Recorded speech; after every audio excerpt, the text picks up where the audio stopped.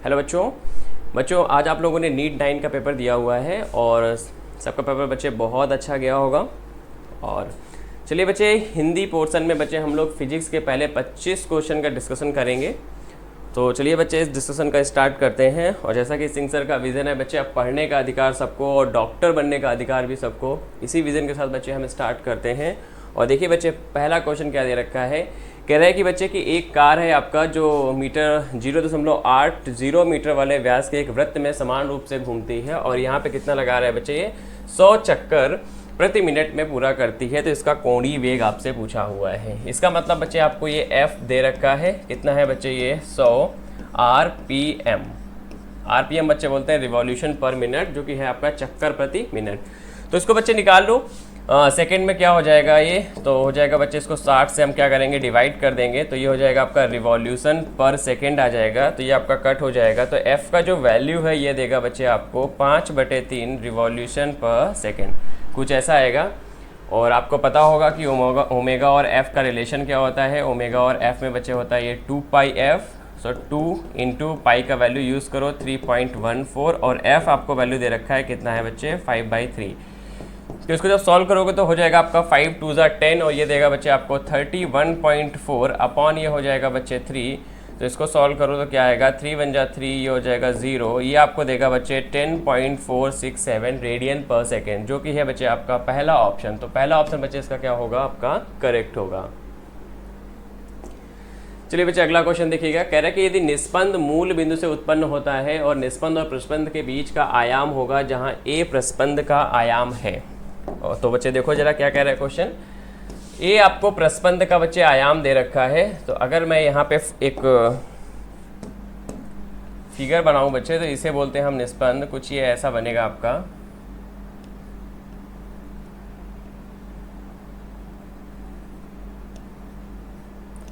तो बच्चे अगर आप देखो इसमें तो क्या होगा, ये होगा आपका, ये होगा निस्पंद, यहाँ पे होगा प्रस्पंद, ये क्या होगा बच्चे आपका निस्पंद। ये नोड एंटी नोड, ये क्या होगा बच्चे नोड। और आपको पता है एक नोड से दूसरे एंटी नोड के बीच की जो दूरी होती है वो कितनी होती है बच्चे, आपके λ/4। अब हमसे पूछा हुआ है कि λ/4 का जो आयाम है बच्चे वो दे रखा है आपको A, और पूछा है आपसे निस्पंद और प्रस्पंद के बीच का आयाम होगा, मतलब इसके बीच में पूछा हुआ है बच्चे।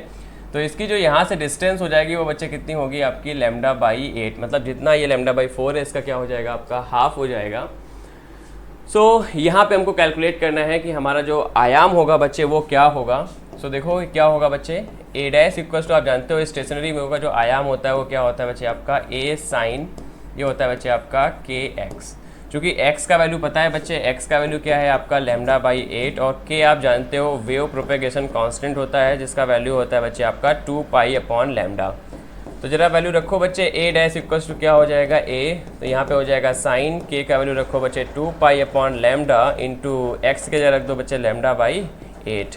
तो लैम्डा से लैम्डा चला गया और ये हो जाएगा बच्चे 4। तो यहाँ पे क्या आ जाएगा A' बराबर ये देगा आपको A साइन, ये हो जाएगा आपका π/4। तो इसको जब सॉल्व करोगे फर्दर तो साइन π/4 का जो वैल्यू होता है वो क्या होता है बच्चे आपका 1/√2। सो जो A' का वैल्यू हो जाएगा वो कितना होगा बच्चे A/√2, जो कि ये बच्चे आपका ऑप्शन नंबर 3। तो ऑप्शन 3 बच्चे क्या होगा आपका करेक्ट होगा। चलिए बच्चे अगले क्वेश्चन देखिएगा। कह रहा है कि एक नदी पर एक क्षैतिज पुल बनाया गया है। इस पुल पर खड़ा एक छात्र 4 मीटर पर सेकेंड के वेग से एक छोटी गेंद को लंबवत ऊपर की ओर फेंकता है। गेंद 4 सेकंड के बाद पानी की सतह से टकराती है। तो पानी की सतह से पुल की ऊंचाई बच्चे क्या होगी, ये आपसे पूछा हुआ है। बच्चे कंसीडर कर लो ये क्या है, पुल है और ये आपका वाटर है, यहाँ पे इतना दूरी पे बना हुआ है। और यहाँ पे कोई कह रहा है कि एक छात्र क्या करता है, किसी ऑब्जेक्ट को फेंकता है और वो ऑब्जेक्ट बच्चे ऐसे ऊपर जाके क्या होता है आपका पानी की सतह से टकरा रहा है। ठीक है, यहाँ पे आपको वेलोसिटी बच्चे दे रखी है, कितना है आपका 4 मीटर पर सेकेंड। और यहाँ पे आपसे पूछा हुआ है कि 4 सेकंड के बाद पानी की सतह से टकराती है, तो मतलब पूरा टाइम आपको दे रखा है। कह रहा है कि पानी की सतह से पुल की ऊंचाई क्या होगी, आपसे ये पूछा हुआ है, मतलब आपसे इस कैपिटल H का वैल्यू पूछा हुआ है कि बच्चे यहाँ पे क्या होगा। तो देखो बच्चे इसको कैसे करेंगे, तो पहले बच्चे हम निकाल लेते हैं यहाँ से यहाँ तक का। देखिए यहाँ पे जब जाएगा इसको बोलते हैं मैक्सिमम पॉइंट ऑफ रीच। तो यहाँ पे क्या होगा जब जाएगा तो यहाँ की जो वेलोसिटी बच्चे क्या हो जाएगी, 0 हो जाएगी। ठीक है, तो बच्चे ये वेलोसिटी हो गई आपकी 0। तो मतलब अब हम यहाँ से इसका टाइम निकाल सकते हैं। सो पहला इक्वेशन ऑफ मोशन बच्चे यूज़ करो। आपको पता है क्या होता है, v इक्वल्स टू ये हो जाएगा आपका u माइनस जी टी। तो v का वैल्यू हो गया बच्चे 0। तो आप यहाँ से t बराबर क्या लिख सकते हो, ये हो जाएगा आपका u अपॉन जी। और u का वैल्यू पता है बच्चे क्या है आपका 4 अपॉन क्या हो जाएगा बच्चे 10। तो जो t का वैल्यू आएगा वो कितना आएगा बच्चे आपका 0.4 सेकेंड। ये आपका t का वैल्यू आएगा। अब देखिए टोटल टाइम जो लग रहा था आपका 4 सेकेंड था, और यहाँ से यहाँ तक का जो टाइम है बच्चे कितना लग रहा है आपका 0.4। तो यहाँ से जो यहाँ तक का बच्चे समय है ये लगेगा बच्चे आपका 3.6 सेकेंड। कितना लगेगा बच्चे, 3.6 सेकेंड आपका ये क्या होगा टाइम है बच्चे, ये नीचे आएगा उसे अपने मैक्सिमम पॉइंट से। अब बच्चे हम कैलकुलेट कर लेते हैं कि ये 3.6 सेकेंड में कितनी डिस्टेंस ट्रेवल करेगा। तो यहाँ से सीधे क्या करो, h बराबर क्या हो जाएगा बच्चे आपका ut प्लस होगा यहाँ पे हाफ gt²। क्योंकि यहाँ पे आपका जो इनिशियल वेलोसिटी हो जाएगा ये होगा बच्चे 0। तो इसका मतलब ये टर्म हो गया 0। तो यहाँ पे क्या लिख सकते हो, h equals to half, g आप 10 यूज़ करो और t क्या हो जाएगा बच्चे 3.6 इंटू 3.6। तो इसको सॉल्व कर लो, ये हो जाएगा बच्चे आपका 5 और मल्टीप्लाई कर लो यहाँ पे 5 से। तो देखो क्या हो जाएगा बच्चे, ये होगा आपका 5 6 30 एंड 5 3 15, 15 3 हो जाएगा बच्चे आपका 18 इंटू बच्चे क्या होगा, ये होगा आपका 3.6। बच्चे अब इसको मल्टीप्लाई कर लो, देखो क्या हो जाएगा 6 8 जा बच्चे हो जाएगा आपका 48 और 6 1 जा 6 और 4 होगा बच्चे आपका 10। और यहाँ पे आप मल्टीप्लाई करोगे 3 8 जा होगा 24 एंड 3 1 जा 3 2 हो जाएगा बच्चे आपका 5। तो ये आ जाएगा 8, ये देगा आपको 4, ये देगा बच्चे 6। सो 64.8 मीटर डिस्टेंस आएगी आपकी कहाँ से, इस हाईएस्ट पॉइंट से। तो ये आपकी जो डिस्टेंस आई है यहाँ से यहाँ तक की डिस्टेंस है, ये है आपकी 64.8। अगर हमको बच्चे ये इतनी डिस्टेंस मिल जाए कहीं से तो क्या होगा, इतनी डिस्टेंस को आप सब्ट्रैक्ट कर दो तो आपकी कितनी डिस्टेंस आ जाएगी, इस कैपिटल H का वैल्यू आप इजीली कैलकुलेट कर सकते हो। तो चलिए कंसीडर कर लेते हैं बच्चे कि यहाँ से ये आपका टाइम दे रखा है 0.4 सेकेंड। तो कैलकुलेट कर लेते हैं बच्चे क्या आएगा। आपको निकालना क्या है, यहाँ से डिस्टेंस ही तो निकालनी है। आपको पता है कि हाईएस्ट पॉइंट पे क्या होगा, आपका वेलोसिटी 0 हो रहा था। तो यहाँ यूज़ कर दो third equation of motion, v² equals to क्या हो जाएगा u² माइनस का होगा बच्चे आपका 2gh। तो ये 0 हो गया, u आपको पता है कितना है 4, तो स्क्वायर हो जाएगा 16 और ये क्या हो जाएगा बच्चे 2 गुणे हो जाएगा आपका 10 इंटू हो जाएगा बच्चे h। तो इसको सॉल्व कर लो। सो देखो कितना आएगा बच्चे, ये हो जाएगा 2 8 जा 16। तो यहाँ से जो h का वैल्यू आएगा वो आएगा आपका 0.8 मीटर। ये आपका वैल्यू आया है, ये आपका यहाँ से यहाँ तक का डिस्टेंस है, ये है आपका 0.8 मीटर। तो आपको निकालनी क्या है डिस्टेंस बच्चे, ये निकालनी थी। तो आप क्या करो, टोटल से इतने को सब्ट्रैक्ट कर दो। तो ये टोटल बच्चे आया है आपका 64। टोटल जो डिस्टेंस आई है बच्चे 64.8 माइनस ये आया है आपका 0.8। तो आपको क्या देगा बच्चे, ये 64 मीटर दे देगा। मतलब पानी से जो पुल की ऊंचाई है बच्चे कितनी देगा आपको, ये 64 मीटर। सो 64 मीटर आपका बच्चे क्या होगा, सेकेंड ऑप्शन करेक्ट होगा। तो देखिए बच्चे ये क्वेश्चन दे रखा है आपको 4 नंबर, कह रहा है कि एक मशीन गन जो कि 1200 मीटर पर सेकंड के वेग से 40 ग्राम द्रव्यमान की एक गोली दागती है, इसे पकड़ने वाला व्यक्ति बंदूक पर अधिकतम 144 न्यूटन का बल लगा सकता है। प्रति सेकंड अधिकतम कितनी गोलियां दागी जा सकती हैं। सो बच्चे यहाँ पे बहुत ही छोटे समय के लिए आपके बल की बात होगी। तो इसका मतलब यहाँ पे क्या होगा आपका आवेग। सो आवेग बच्चे होता क्या है, ये होता है आपका F इंटू क्या होता है बच्चे आपका डेल्टा T। ये मतलब आपका बहुत ही छोटा समय। आवेग को बच्चे आप क्या लिख सकते हो, ये होता है आपका चेंज इन मोमेंटम, मतलब डेल्टा P इक्वल्स टू लिख सकते हो बच्चे आप F डेल्टा T। और इसे क्या लिखोगे बच्चे आप, इसे लिख सकते हो mv बराबर हो जाएगा आपका F डेल्टा T। देखिए एक गोली का बच्चे द्रव्यमान है मशीन गन का दे रखा है आपका कितना है बच्चे, स्मॉल m। तो ऐसे ही मान लेते हैं कि आपके n नंबर ऑफ क्या है बच्चे जो है बच्चे गोलियां दागी जाती हैं, तो उसका तो टोटल द्रव्यमान होगा बच्चे कितना हो जाएगा, ये n टाइम्स हो जाएगा बच्चे आपका m इंटू v बराबर क्या होगा यहाँ से f डेल्टा t। अब यहाँ पे आपको वैल्यूज़ पुट करनी है, n को एज इट इज़ रहने दीजिए, ये वैल्यू है आपका 40, इसको कर लीजिए बच्चे किलोग्राम में कन्वर्ट और v दे रखा है बच्चे आपको 1200, f दे रखा है 144 और डेल्टा t दे रखा है बच्चे आपको 1 सेकेंड। तो यहाँ से कैलकुलेट कर लो, ये चला गया 0 से 0, ये चला जाएगा बच्चे। सो इधर बचेगा आपका 12, बरहे होता है बच्चे आपका 144। अब इसको सॉल्व कर लो बच्चे, n इक्वल्स टू क्या देगा आपको 12/4। तो n बराबर कितना आ जाएगा बच्चे 3। तो जो मैक्सिमम नंबर ऑफ बच्चे क्या होंगे, गोलियाँ चलाई जा सकती हैं, वो कितनी है बच्चे 3। तो मतलब आपका सेकेंड ऑप्शन बच्चे क्या होगा, करेक्ट होगा। नेक्स्ट क्वेश्चन देखिएगा बच्चे।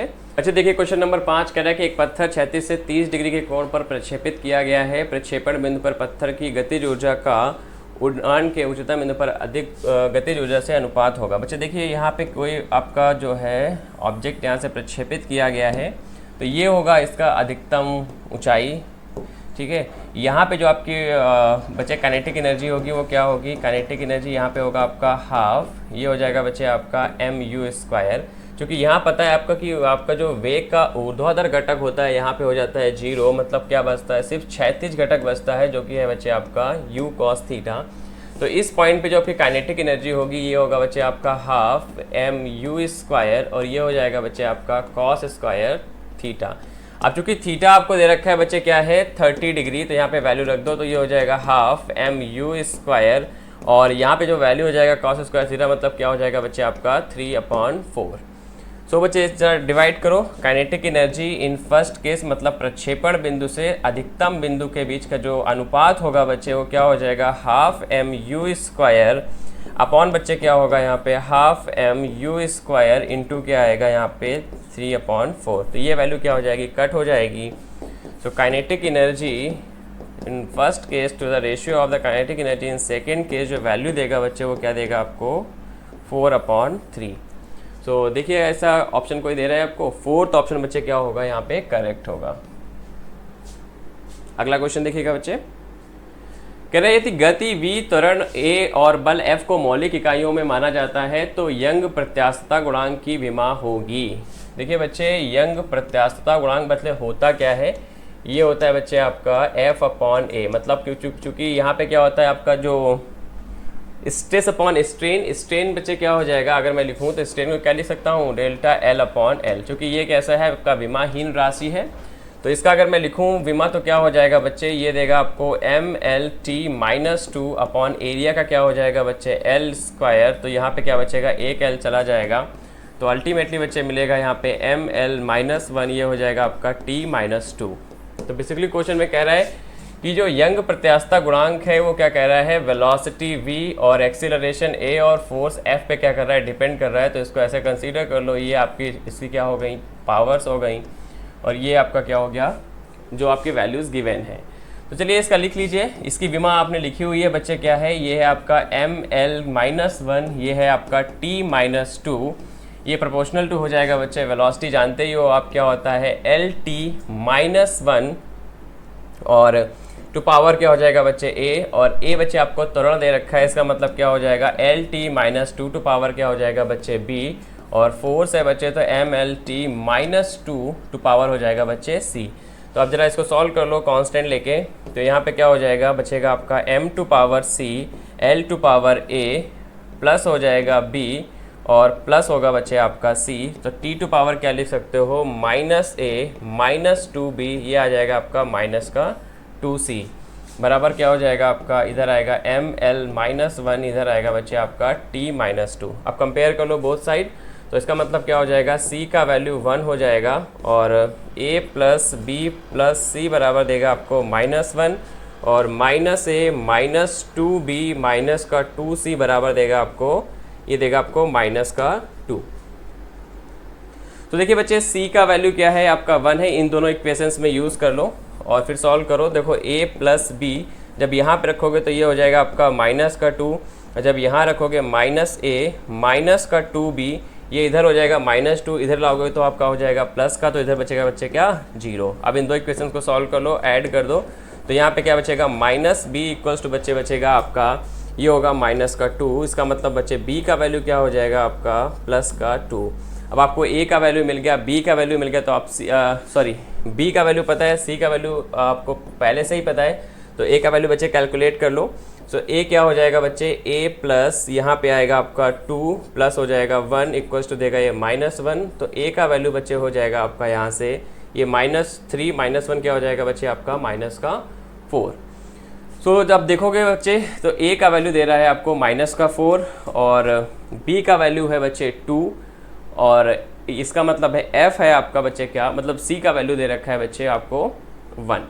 तो बच्चे आप देखोगे इसमें तो आपको करेक्ट जो वैल्यू देगा वो क्या देगा बच्चे, फोर्थ आपको दे रहा है कितना v -4 a 2 और f क्या हो जाएगा बच्चे 1, जो कि आपकी वैल्यूज आपके सामने है। बहुत ध्यान से बच्चे इन इक्वेशंस को सॉल्व करिएगा। चलिए देखिए बच्चे अगला क्वेश्चन कह रहा है कि निम्नलिखित समीकरण में a की इकाई क्या होगी। देखिए बच्चे a की इकाई वही होगी जो बच्चे आपकी p की इकाई होगी। बस यहाँ पे ध्यान ये रखना है कि CGS में आपको आंसर दिया हुआ है तो थोड़ा सा केयरफुल रहना है यहाँ पे। तो इसका मतलब जो होगा आपका p का आपका इकाई होगा बच्चे वही क्या होगा आपका a/v² का होगा, ठीक है, तभी तो आप उसमें ऐड कर सकते हो। अच्छा बच्चे p पता है क्या है आपका प्रेशर, प्रेशर क्या होता है बच्चे आपका फोर्स अपॉन एरिया। सो इसको क्या ले सकते हो, मतलब ले सकते हो बच्चे डायन पर क्या हो जाएगा बच्चे अपॉन सेंटीमीटर स्क्वायर। और a को आप वैसे रहने दीजिए क्योंकि यहाँ पे क्या है ये v आपका वॉल्यूम है तो ये हो जाएगा आपका CGS में सेंटीमीटर क्यूब, तो यहाँ पे क्या हो जाएगा बच्चे X×6। तो इसको सॉल्व कर लो तो क्या बचेगा यहाँ पे a बराबर बचेगा आपका डायन और यहाँ पे हो जाएगा आपका Cm/4। तो अगर देखोगे तो ये आपको ऑप्शन दे रहा है बच्चे थर्ड, तो इसका थर्ड ऑप्शन बच्चे क्या होगा, करेक्ट होगा। अगला क्वेश्चन देखिए कह रहा है कि एक चिकने नत समतल पर फिसलने वाले पिंड को विरामावस्था से शुरू करके नीचे तक पहुंचने में कितने टाइम लग रहा है बच्चे, 6 सेकंड की आवश्यकता होती है। तो शीर्ष पर विश्राम से प्रारंभ करके एक नवी दूरी तय करने पे कितना समय लगेगा। तो देखो कह रहा है कि 6 सेकंड आवश्यकता होती है बच्चे, तो 6 सेकंड में निकाल लेते हैं बच्चे। तो यहाँ पे क्या हो जाएगा, ये तो 0 हो जाएगा, प्लस आएगा आपका हाफ जी का वैल्यू ले लो 10 और टी कितना हो जाएगा बच्चे 36। तो यहाँ पे सॉल्व कर लो, ये हो जाएगा 18। तो जो टोटल ऊंचाई है बच्चे कितनी है आपकी 180 मीटर। अब कह रहे हैं कि शीर्ष पर विश्राम से प्रारंभ करके उसका एक नवा मतलब इससे दूरी तय करने में कितना समय लगेगा। तो इसका बच्चे 1/9 निकालो तो कितना हो जाएगा 1/9 गुणे 180 बच्चे क्या देगा, ये दे देगा बच्चे आपको 20। कितना देगा बच्चे 20। तो 20 मीटर की दूरी तय करने में आपको कितना समय लग रहा है बच्चे, ये आपको निकालना है। तो आप यहाँ से कैलकुलेट कर सकते हो, मतलब h कितना है 20 और ये चूँकि विश्राम से बोला हुआ है तो u आपका फिर से 0 होगा, बराबर क्या लिख सकते हो यहाँ पे 1/2, g का वैल्यू हो गया 10, t² हमको निकालना है तो ये कट हो जाएगा बच्चे।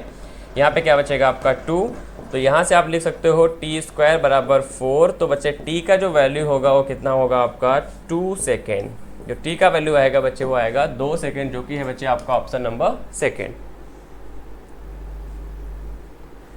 देखिए बच्चे 9वां नंबर क्वेश्चन कह रहे हैं यदि a उत्तर की ओर इकाई ये बच्चे होगा आपका 7 परिमाण का एक सदिश है तो सदिश -3a का परिमाण होगा। देखिए क्वेश्चन क्या कह रहा है बच्चे, ये कह रहा है कि आपका यहाँ से यहाँ की जो डिस्टेंस है बच्चे क्या है a है। तो आपसे पूछा है, ये दे भी रखा है आपको वैल्यू कितना है बच्चे आपका 7। तो -3a के लिए पूछा हुआ है तो आपका a तो ये हो जाएगा और माइनस का 2a बच्चे क्या हो जाएगा इधर हो जाएगा। तो 7 ये और 2a मतलब क्या हो जाएगा आपका 14, मतलब कितना होगा आपका -21 आएगा और इसकी जो दिशा है बच्चे क्या हो जाएगी आपकी दक्षिण की ओर होगी। तो देखिए जरा 21 इकाई दक्षिण की ओर, मतलब इसका क्या हो जाएगा बच्चे आपका चौथा ऑप्शन बच्चे क्या हो जाएगा करेक्ट हो जाएगा, ठीक है। वो बच्चे वहाँ पे इकाई 7 परिमाण होगा, ठीक है, वो याद रखिएगा। चलिए बच्चे 10 नंबर क्वेश्चन देखिए कह रहा है कि एक बंदूक से 36 से 30 डिग्री पर ऊपर दिशा में 280 मीटर पर सेकेंड की गति से गोली चलाई जाती है। गोली द्वारा प्राप्त अधिकतम ऊंचाई होगी।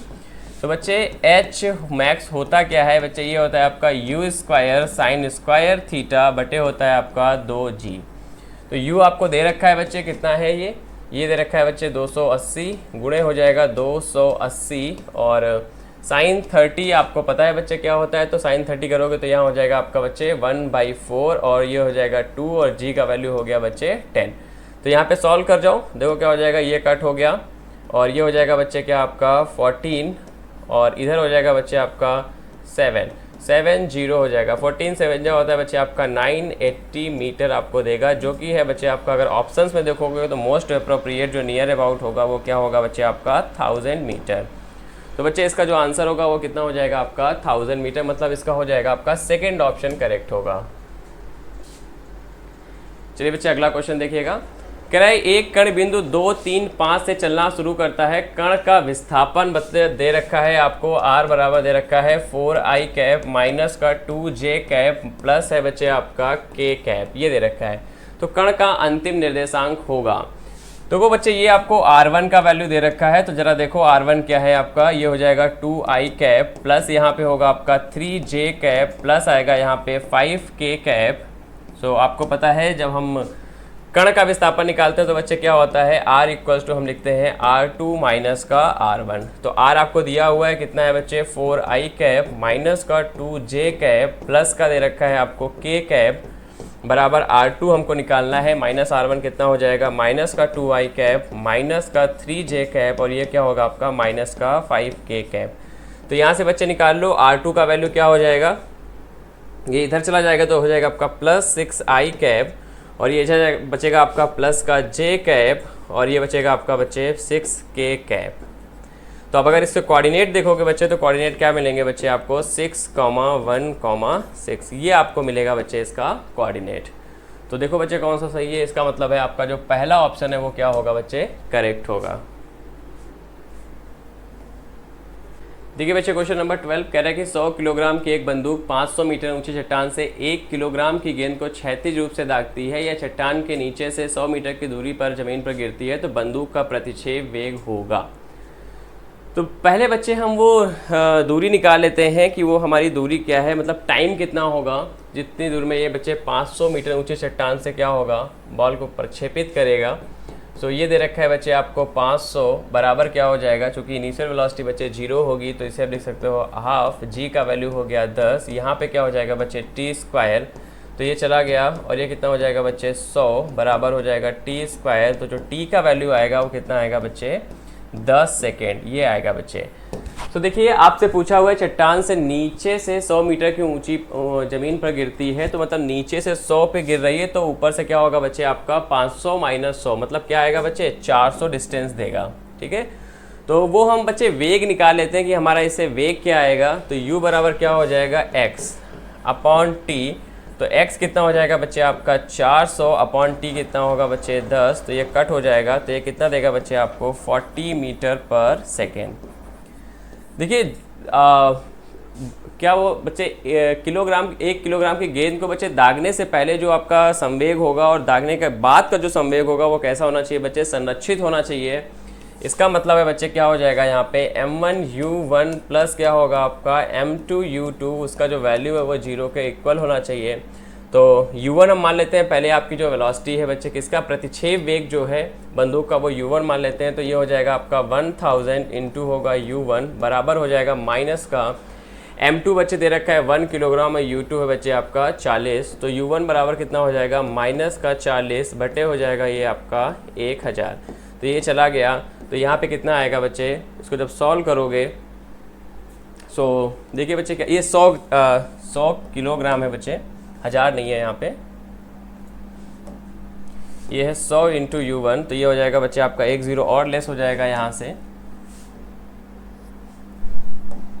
ये हो जाएगा 100, 1 0 कट हो गया। तो अब आएगा जो u1 का वैल्यू कितना आएगा बच्चे, माइनस का आ जाएगा 0.4 मीटर पर सेकेंड, ये वैल्यू देगा और यही वैल्यू है बच्चे आपका, मतलब दूसरा ऑप्शन इसका क्या होगा बच्चे करेक्ट होगा। सो माइनस का 0.4 मीटर पर सेकेंड आपका इसका बच्चे प्रतिक्षेप वेग आएगा।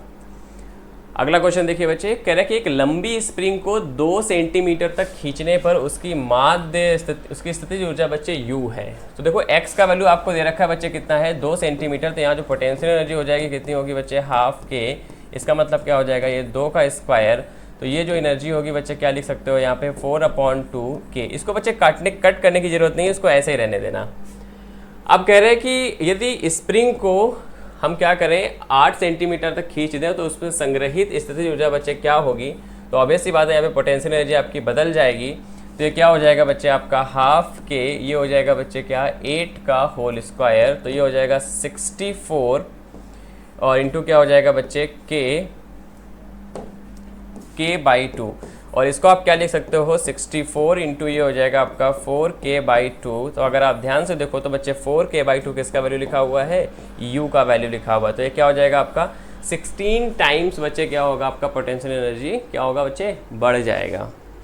सो मतलब क्या हो जाएगा आपका तीसरा ऑप्शन क्या होगा, करेक्ट होगा।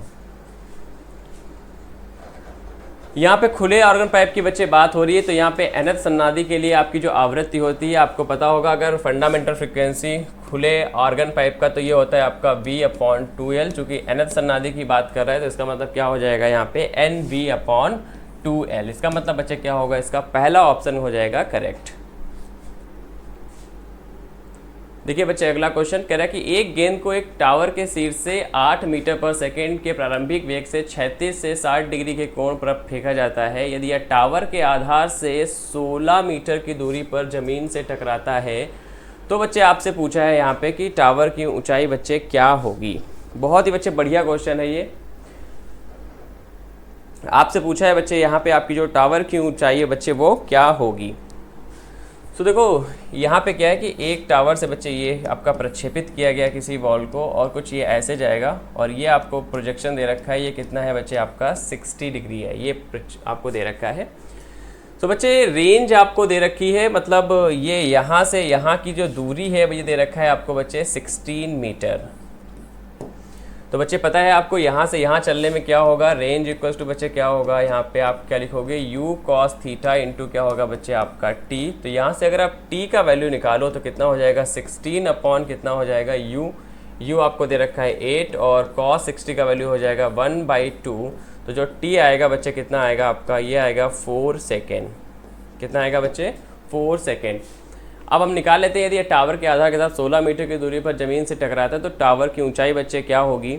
इसको बच्चे हम कैलकुलेट कर लेते हैं। तो देखिए क्या हो जाएगा, h इक्वल्स टू हो जाएगा आपका ut माइनस बच्चे क्या होगा आपका हाफ GT²।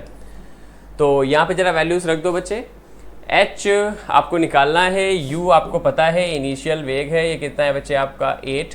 तो यहाँ पे बच्चे u कितना हो जाएगा, क्योंकि वर्टिकल मोशन की बात हो रही है तो आपका जो वर्टिकल कंपोनेंट ऑफ वेलोसिटी होगा वो क्या होगा बच्चे आपका u साइन, ये हो जाएगा बच्चे 60, और t आपको दे रखा है बच्चे 4 सेकेंड, माइनस का हो जाएगा हाफ, g का वैल्यू 10 और t का वैल्यू हो जाएगा यहाँ पे 16। तो ये कितना देगा बच्चे आपको 4, ये हो जाएगा 40।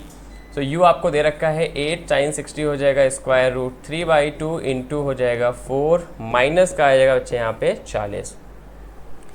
तो बच्चे बस आपको इस वैल्यू को सॉल्व करना है। ओह सॉरी, यहाँ पे 8 होगा बच्चे, ये यहाँ पे वैल्यू आएगा आपका 80, ये आएगा बच्चे 80। तो ये जब सॉल्व करोगे बच्चे इसको, ये वैल्यू देगा आपका 52.2 मीटर, ये वैल्यू आपको देगा। तो अगर आप ये देखोगे तो आपका जो है ऑप्शन आपको थर्ड दिखाएगा। हाँ बस इस वैल्यू को आपको सॉल्व करके इसे सब्ट्रैक्ट कर देना है, तो ये आपको 52.2 देगा और ये आपका आंसर आएगा थर्ड। और हाँ ये ऑप्शन जो मतलब जो आंसर आएगा वो नेगेटिव आएगा, ठीक है। तो आप परेशान मत होइएगा, क्योंकि ये दूरी है तो ऑलवेज क्या होगी आपकी धनात्मक होगी। चलिए बच्चे अगला क्वेश्चन देखिएगा। 100 किलोग्राम की एक मोटर नाव 5 मीटर पर सेकंड के स्क्वायर के त्वरण से चल रही है और अचानक पानी में तेज लहरों के कारण इसका त्वरण घटकर, देखो बच्चे जब ये 5 मीटर पर सेकंड स्क्वायर से चल रहा है तो इस पर कितना बल लगेगा पहले वो निकाल लेते हैं। वो क्या हो जाएगा बच्चे, फोर्स जानते हो कितना होता है आपका, मास इंटू एक्सीलरेशन। मास दे रखा है बच्चे आपको 100 किलोग्राम, एक्सीलरेशन हो गया 5, तो ये कितना हो जाएगा बच्चे आपका 500 न्यूटन। अब यहाँ पे कह रहा है कि इसका त्वरण घटकर बच्चे कितना हो जाता है 2.5 मीटर पर सेकंड हो जाता है। इसका मतलब क्या हो जाएगा, अब जो इस पे बल लगेगा वो कितना होगा, मान लेते हैं वो क्या है आपका F डैश है, तो ये क्या हो जाएगा आपका 100 इंटू हो जाएगा बच्चे आपका 2.5। तो यहाँ से सॉल्व करो तो ये कितना देगा बच्चे आपको 250 न्यूटन, ये कुछ आएगा।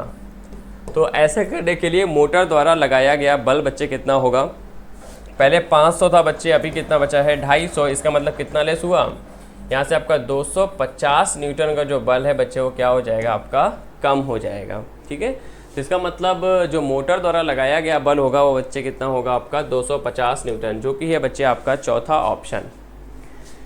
चलिए बच्चे देखिएगा अगला क्वेश्चन। चलिए बच्चे क्वेश्चन देखिएगा, क्वेश्चन नंबर 17। यदि नदी की चौड़ाई बच्चे दे रखा है आपको 1.5 किलोमीटर है यहाँ पे, यदि नाव का वेग बच्चे स्क्वायर रूट 41 किलोमीटर पर हार है, तो नाव में सबसे कम समय में 18 मिनट में यदि नदी की चौड़ाई तय की जाए तो नदी की धारा का वेग होगा। बच्चे ये क्या है, आपको एक रिवर दे रखा है और ये जो डिस्टेंस है बच्चे दे रखी है, ये डिस्टेंस कितनी है आपकी, ये दे रखी है बच्चे आपको 1.5 किलोमीटर। और आपका ये दे रखा है बच्चे वेलोसिटी ऑफ बोट, ये दे रखा है आपको स्क्वायर रूट 41 किलोमीटर पर हार दे रखा है। तो बच्चे यहाँ से हमसे पूछा हुआ है कि ये आपका जो वेग है बच्चे ये क्या होगा, ये आपसे पूछा हुआ है।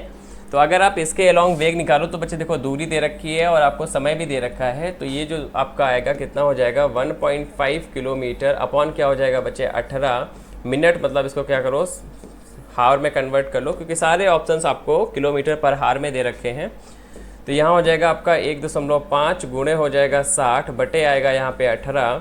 तो क्या करो बच्चे इसको रिमूव कर दो, तो ये हो जाएगा आपका 6 बन जा 6 3 जा 18, तो ये बचेगा आपका बच्चे 5 किलोमीटर पर हार। तो जो ये आपकी वेलोसिटी आएगी बच्चे कितनी आएगी 5 किलोमीटर पर हार।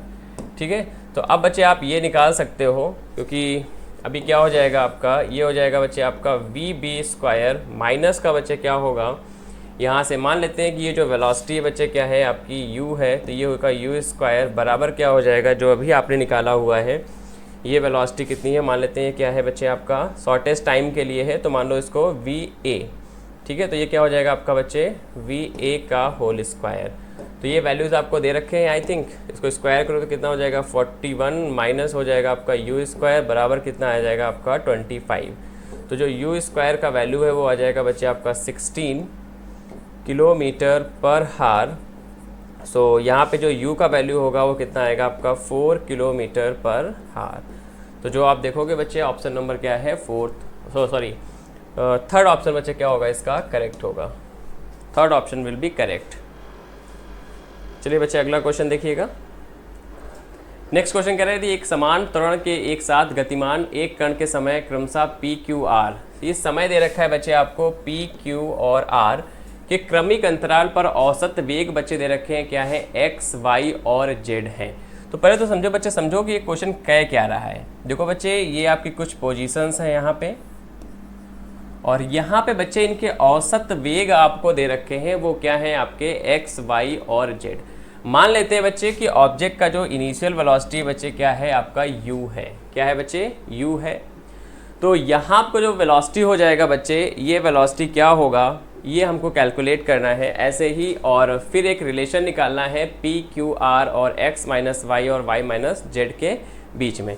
तो बेसिकली क्या होगा आपके कुछ इक्वेशंस बनेंगे, उनको आपको क्या करना पड़ेगा बच्चे सॉल्व करना पड़ेगा। तो देखो बच्चे यहाँ पे क्या हो जाएगा एक्चुअल में, यहाँ का वेग क्या होगा, क्योंकि आपके क्षणिक समय दे रखा है P Q R, तो ये क्या हो जाएगा बच्चे U प्लस ये हो जाएगा आपका AP। अब यहाँ से अगर यहाँ के देखेंगे तो बच्चे यहाँ का जो हो जाएगा आपका वेग क्या होगा UAP प्लस Q, और अगर लास्ट सिचुएशन का देखेंगे तो क्या हो जाएगा ये हो जाएगा आपका P प्लस Q प्लस क्या आएगा यहाँ पे R, कुछ ऐसी वैल्यूज़ देगा हमको।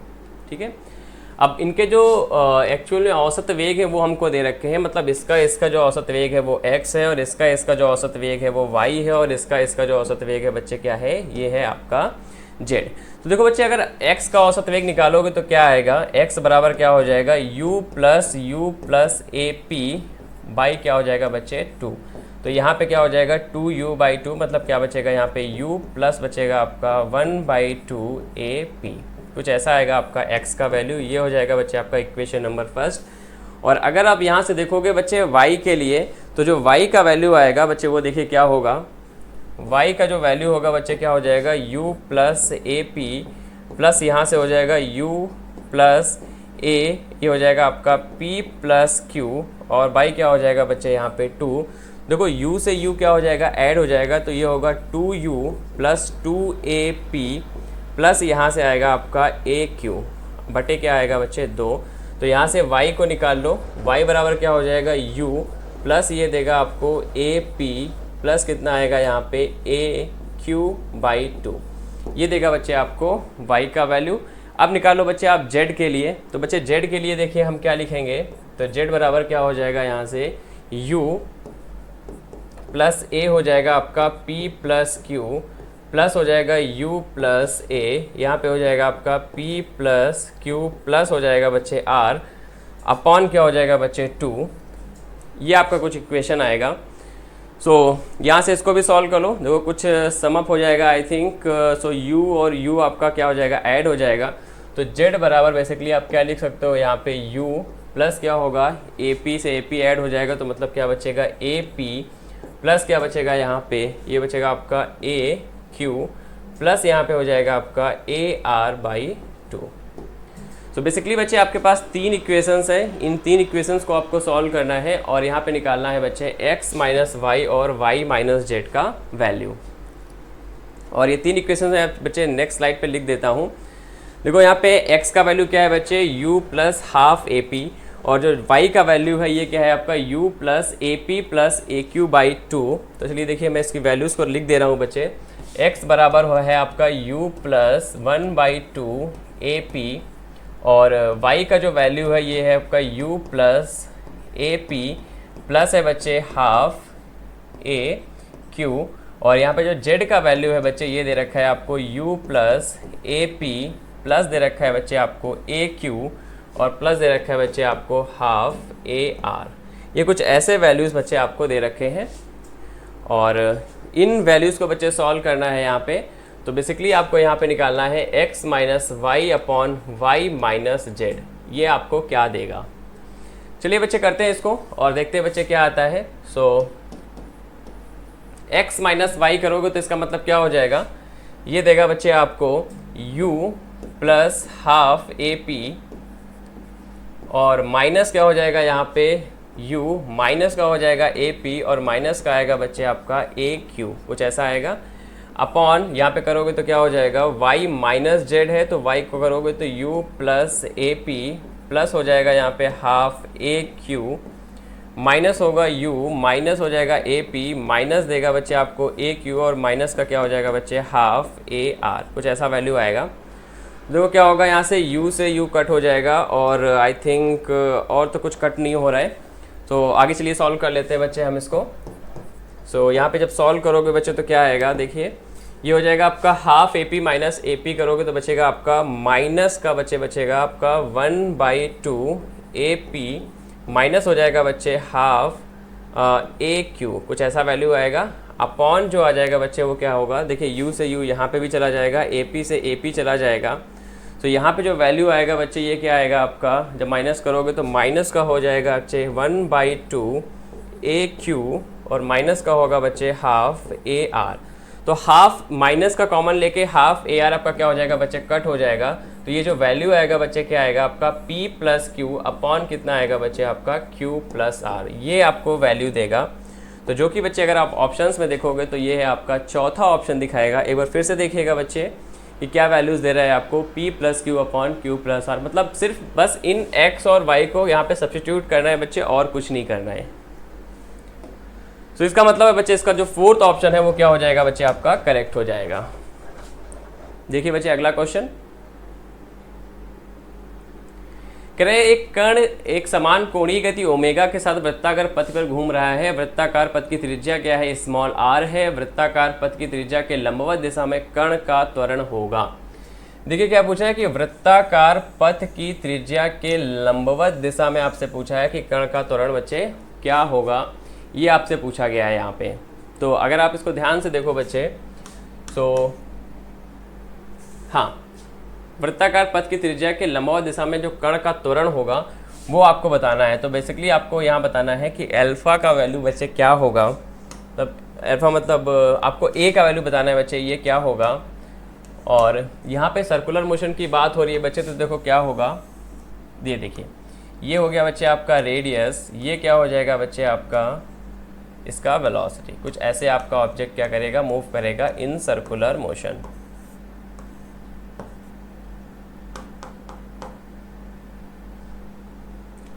ठीक है, आपसे पूछा है कि वृत्ताकार पथ की त्रिज्या के लंबवत दिशा में कण का त्वरण बच्चे क्या होगा। इसके लंबवत दिशा में आपसे पूछा है कि बच्चे कण का त्वरण बच्चे क्या होगा। तो देखिए यहाँ पे जो आपका v है बच्चे क्या है, आपको एक कांस्टेंट वैल्यू दे रहा है, ठीक है। इसका मतलब बच्चे v बराबर क्या होगा, चूँकि हम जानते हैं ओमेगा r होता है जो कि आपको देगा एक कांस्टेंट वैल्यू। सो इसका मतलब क्या हो जाएगा, जब इसको हम डिफ्रेंशिएट करेंगे dv/dt, तो बच्चे हमको क्या दे देगा, ये दे देगा हमको 0। इसका मतलब है वृत्ताकार पथ की त्रिज्या के लंबवत दिशा में जो कण का त्वरण होगा बच्चे वो क्या होगा आपका 0। इसका मतलब इसका ऑप्शन जो होगा बच्चे वो आपका दूसरा सही होगा। देखिए बच्चे 20 नंबर क्वेश्चन क्या कह रहा है कि द्रव्यमान कैपिटल एवं त्रिज्या r की एक डिस्क अपने व्यास के परितः घूर्णन कर रही है, तो डिस्क के लिए घूर्णन त्रिज्या का मान होगा। तो पता है बच्चे जब व्यास के परितः आपका डिस्क दिया हो तो उसका जो आपका जड़त्व आघूर्ण होता है बच्चे, मोमेंट ऑफ इनर्शिया, ये होता है आपका 1/4 mr², कुछ ऐसा होता है। तो घूर्णन त्रिज्या मतलब रेडियस ऑफ गायरेशन पूछा गया है, तो ये क्या हो जाएगा बच्चे आपका m² बराबर हो जाएगा 1/4, ये हो जाएगा आपका mr²। तो m से m चला गया तो k बराबर क्या हो जाएगा यहाँ पे r/2। तो जो यहाँ पे बच्चे घूर्णन त्रिज्या होगी वो कितनी देगी आपको r/2, ये आएगा बच्चे आपका r/2। और हमेशा याद रखिएगा कि जो moment of inertia along the diameter होता है वो कितना होता है बच्चे 1/4 mr², एंड अलोंग द बच्चे सेंटर जो होता है वो बच्चे होता है आपका 1/2 mr²। चलिए बच्चे बढ़ते हैं हम अगले क्वेश्चन की तरफ। तो कह रहा है कि समान द्रव्यमान के कणों का वेग दे रखा है और पहले कण का त्वरण भी दे रखा है, जबकि दूसरे कण का त्वरण बच्चे क्या है 0 है, और दोनों कणों का द्रव्यमान केंद्र पथ पर गति करता है, ये हमसे पूछा हुआ है। तो यहाँ पे पहले निकालो बच्चे वेलोसिटी ऑफ सेंटर ऑफ मास। तो यहाँ पे क्या हो जाएगा, ये होगा आपका m1v1 प्लस हो जाएगा बच्चे यहाँ पे m2v2 अपॉन क्या होगा ये m1 प्लस m2। तो यहाँ पे वैल्यूज़ रख दो, क्योंकि समान द्रव्यमान है तो ये क्या हो जाएगा m, और ये वैल्यू कितनी है बच्चे 4i प्लस ये भी हो जाएगा m, ये क्या हो जाएगा बच्चे आपका 4j अपॉन क्या हो जाएगा बच्चे यहाँ पे 2m। तो यहाँ से सॉल्व कर लो, तो ये क्या हो जाएगा 4m को ले सकते हो बच्चे यहाँ से कॉमन, तो इनसाइड द ब्रैकेट बच्चे क्या बचेगा आपका i प्लस j अपॉन क्या हो जाएगा यहाँ पे 2m। तो m से m चला गया, 2 से 2 चला गया, तो इसका मतलब क्या बचेगा 2i प्लस j बच्चे, ये देगा इसको velocity of centre of mass. So यहाँ पे आप त्वरण की बात की हुई है तो त्वरण निकाल लेते हैं बच्चे कि इसका सेंटर ऑफ मास का बच्चे त्वरण क्या होगा। सो ये क्या हो जाएगा बच्चे आपका m1a1 प्लस क्या होगा यहाँ पे m2a2 अपॉन देगा ये m1 प्लस m2। तो यहाँ पे m1 बच्चे क्या है m है, क्योंकि समान है दोनों, a1 दे रखा है आपको, ये है आपका 2i प्लस बच्चे क्या दे रखा है आपको 2j प्लस m2, और यहाँ पे क्या है आपका एक्सेलरेशन 0 है, ये क्या हो जाएगा बच्चे आपका 2m हो जाएगा। सो यहाँ पे क्या हो जाएगा m से m चला जाएगा, 2 को कॉमन करेंगे तो वो भी कट हो जाएगा। तो जो आपका त्वरण आएगा बच्चे अलोंग द सेंटर ऑफ मास वो कितना आएगा बच्चे आपका i प्लस का j।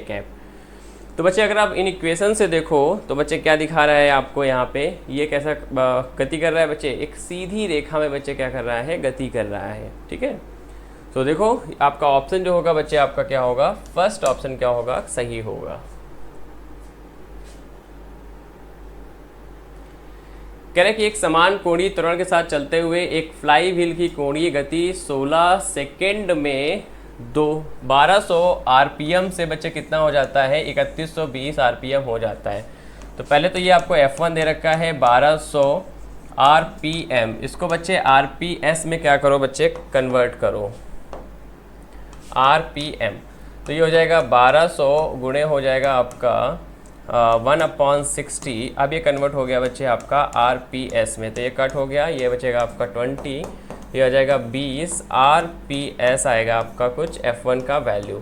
अब यहाँ से अगर आप F2 के लिए देखो तो F2 क्या हो जाएगा बच्चे, ये दे रखा है आपको 3120 आरपीएम, मतलब करोगे तो यहाँ पे 1/60 ये हो जाएगा आपका आरपीएस। तो ये कट हो जाएगा यहाँ पे, तो ये क्या देगा आपको 6 5 30, और ये देगा आपको 6 2 12 52। जो F2 का वैल्यू आएगा वो कितना होगा बच्चे आपका 52 आरपीएस। देखो बच्चे क्या होगा यहाँ पे, ये हो जाएगा आपका, यहाँ पे हमको पूछा हुआ है आपसे कोणीय त्वरण, तो ये क्या हो जाएगा बच्चे होगा आपका ओमेगा 2 माइनस का ओमेगा 1 अपॉन क्या हो जाएगा बच्चे 2t। सो ओमेगा 1 कितना, ओमेगा 2 बच्चे कितना होगा 2 पाई F2 माइनस क्या होगा यहाँ पे 2 पाई F1 अपॉन क्या देगा बच्चे आपको T। तो 2 पाई को ले लो कॉमन, यहाँ पे कितना बचेगा आपका 52 माइनस हो जाएगा 20 अपॉन क्या देगा बच्चे आपको ये 6। सो अभी आप इसको कैलकुलेट करो कितना बचेगा या 32, और यहाँ पे आपको टाइम 16 दे रखा है, तो ये होगा आपका 16। तो ये हो जाएगा 2 पाई इंटू क्या बचेगा आपका 2, तो ये दे देगा बच्चे आपको 4 पाई। तो यहाँ पे जो आपका एक्सीलरेशन होगा बच्चे, त्वरण होगा, वो कितना होगा 4 पाई। इसका मतलब इसका जो आंसर होगा वो क्या होगा बच्चे आपका फर्स्ट ऑप्शन करेक्ट होगा।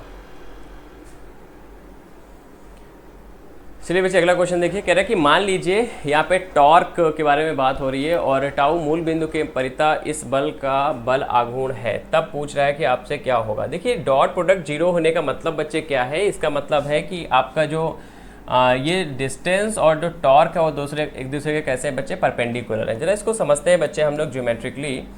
मान लेते हैं बच्चे ये कोई आपका पार्टिकल है और यहाँ पे कोई एक फोर्स इस पर लगाया गया है और ये डिस्टेंस क्या है बच्चे r मान लेते हैं। तो इसके कंपोनेंट डिवाइड करेंगे तो ये हो जाएगा इसका हॉरिजॉन्टल कंपोनेंट और ये क्या होगा बच्चे इसका वर्टिकल कंपोनेंट। तो इसका मतलब ये एंगल होगा, अगर आप थीटा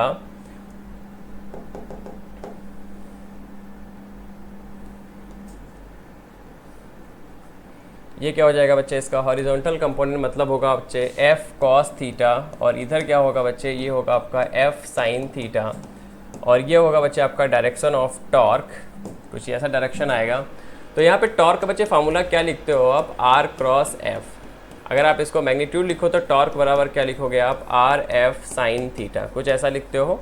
तो इसका मतलब क्या लिख सकते हो आप टॉर्क बराबर r into F sine theta. इसका मतलब बच्चे क्या है, ये जो डिस्टेंस है ये आपका जो ट्रांसवर्स कंपोनेंट की वजह से ही आपका टॉर्क लगता है। इसका मतलब क्या होगा कि आपका जो टॉर्क है और ये जो फोर्स है वो दोनों एक दूसरे के कैसे होंगे बच्चे परपेंडिकुलर होंगे। तो इसका जो डॉट प्रोडक्ट होगा बच्चे क्या होगा tau dot F equals to बच्चे क्या आएगा आपका 0। इसका मतलब बच्चे क्या हो जाएगा, ये जो टाउ डॉट मतलब एफ डॉट टी है वो क्या होगा बच्चे आपका 0। ये दे रहा है आपको फोर्थ ऑप्शन में। अगर आप इसी फोर्स के बच्चे लाइन ऑफ फोर्स को थोड़ा सा और फर्दर इंक्रीज करो और यहाँ से बच्चे क्या करो परपेंडिकुलर डिस्टेंस डालो, तो ये डिस्टेंस जो आती है बच्चे ये आती है आपकी r साइन थीटा। तो टॉर्क को बच्चे आप ऐसे भी लिख सकते हो, torque can be written as r sine theta into क्या होता है बच्चे आपका f। तो बेसिकली ये डिस्टेंस क्या होगी बच्चे r साइन थीटा। इसका मतलब क्या होगा कि r और टॉर्क भी क्या होंगे बच्चे एक दूसरे के परपेंडिकुलर होंगे। सो यहाँ पे क्या हो जाएगा आपका r डॉट टी जो टाउ देगा वो क्या होगा आपका 0 के इक्वल होगा। सो ये क्या हो जाएगा आपका फोर्थ ऑप्शन करेक्ट देगा। देखिए बच्चे अगला क्वेश्चन, गैस की और की औसत स्थानांतरित गतिज ऊर्जा क्या होगी। तो यहाँ पे देखिए बच्चे क्या होगा, ईच डायरेक्शन में आपको क्या देगा ये हाफ kT देगा, हाफ kT x में, हाफ kT आपको देगा y में और हाफ kT ही देगा आपको z में। तो जो टोटल काइनेटिक एनर्जी हो जाएगी वो कितनी हो जाएगी बच्चे, तीनों को ऐड कर दो, ये हो जाएगा आपका 3/2, ये हो जाएगा आपका kT, जो कि होगा आपका ऑप्शन नंबर फर्स्ट। अगला क्वेश्चन देखिए जो कि बच्चे आपका लास्ट क्वेश्चन है। गैस के अणु का वर्ग माध्यमूल दे रखा है, मतलब आपको बच्चे VRMS की वैल्यू दे रखी है, ये है आपकी 300 मीटर पर सेकेंड, और कह रहा है कि दुगने आणविक भार और आधे परंताप वाली गैस के अणुओं का वर्ग माध्यमूल वेग होगा। ऑब्वियस सी बात है यहाँ पे आपका जो VRMS होगा वो चेंज हो जाएगा, ये क्या होगा 3R, और यहाँ पे टेम्परेचर कितना है बच्चे T/2, और जो आणविक मास है बच्चे वो दोगुना हो गया है। तो इसका लिखोगे बच्चे आप 1/2, ये क्या हो जाएगा बच्चे 3RT अपॉन ये हो जाएगा आपका m, और ये वैल्यू आपकी VRMS की लिखी हुई है। इसका मतलब क्या हो जाएगा 300/2 बराबर कितना आ जाएगा ये 150 मीटर पर सेकेंड। तो ये जो आपका VRMS देगा मतलब वर्ग माध्यमूल आएगा वो कितना होगा बच्चे आपका 150 मीटर पर सेकेंड, जो कि है आपका चौथा ऑप्शन। तो चलिए बच्चे ये था आपका बच्चे फिजिक्स के पहले 25 क्वेश्चन का डिस्कशन, और इसके बाद के जो 25 क्वेश्चन है वो आपको नैना मैम कराएंगी। So thank you so much बच्चों। हाँ तो बेटा हमारा क्वेश्चन नंबर 26, एक आदर्श गैस के अणुओं की स्वतंत्र कोटि 5 है।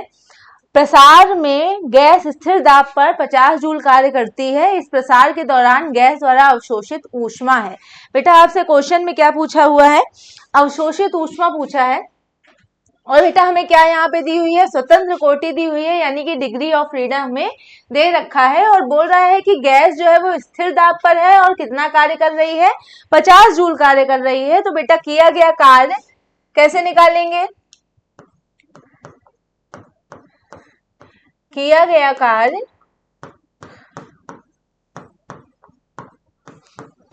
NR delta T. आपको कार्य दिया गया है, कितना दिया है 50, N की वैल्यू हमें दी नहीं है, R दिया नहीं है और डेल्टा टी दिया नहीं है। तो बेटा डेल्टा टी की वैल्यू अगर NR के टर्म में निकालें तो हमारी वैल्यू आई 50/NR। ठीक है, अब वो बोल रहा है कि जो गैस है वो स्थिर दाब पर है, यानी कि जो हमारा P है, प्रेशर कांस्टेंट है, तो Cp क्या होता है आपके लिए, अगर स्वतंत्र कोटि अगर 5 है तो Cp की वैल्यू क्या होगी बेटा 7/2R। ठीक है, और दूसरी चीज हम लोग जानते हैं कि हमें निकालनी है अवशोषित ऊष्मा। तो अवशोषित ऊष्मा बराबर बेटा, अवशोषित ऊष्मा कैसे निकालेंगे, अवशोषित ऊष्मा NCP डेल्टा टी। N की वैल्यू हमारे पास नहीं है, Cp की जगह बेटा हम पुट करेंगे 7/2R और डेल्टा टी बेटा हमें दिया हुआ है 50/NR। तो NR से NR हमारा कैंसिल हो गया, तो 7/2 इंटू 50, यानी कि यहाँ पर आया हमारा आंसर 175 जूल। तो देखिए हमारा कौन सा ऑप्शन सही है, ऑप्शन नंबर 4 हमारा बिल्कुल सही है, 175 जूल। चलिए नेक्स्ट क्वेश्चन आगे बढ़ते हैं। नेक्स्ट क्वेश्चन है बेटा हमारा,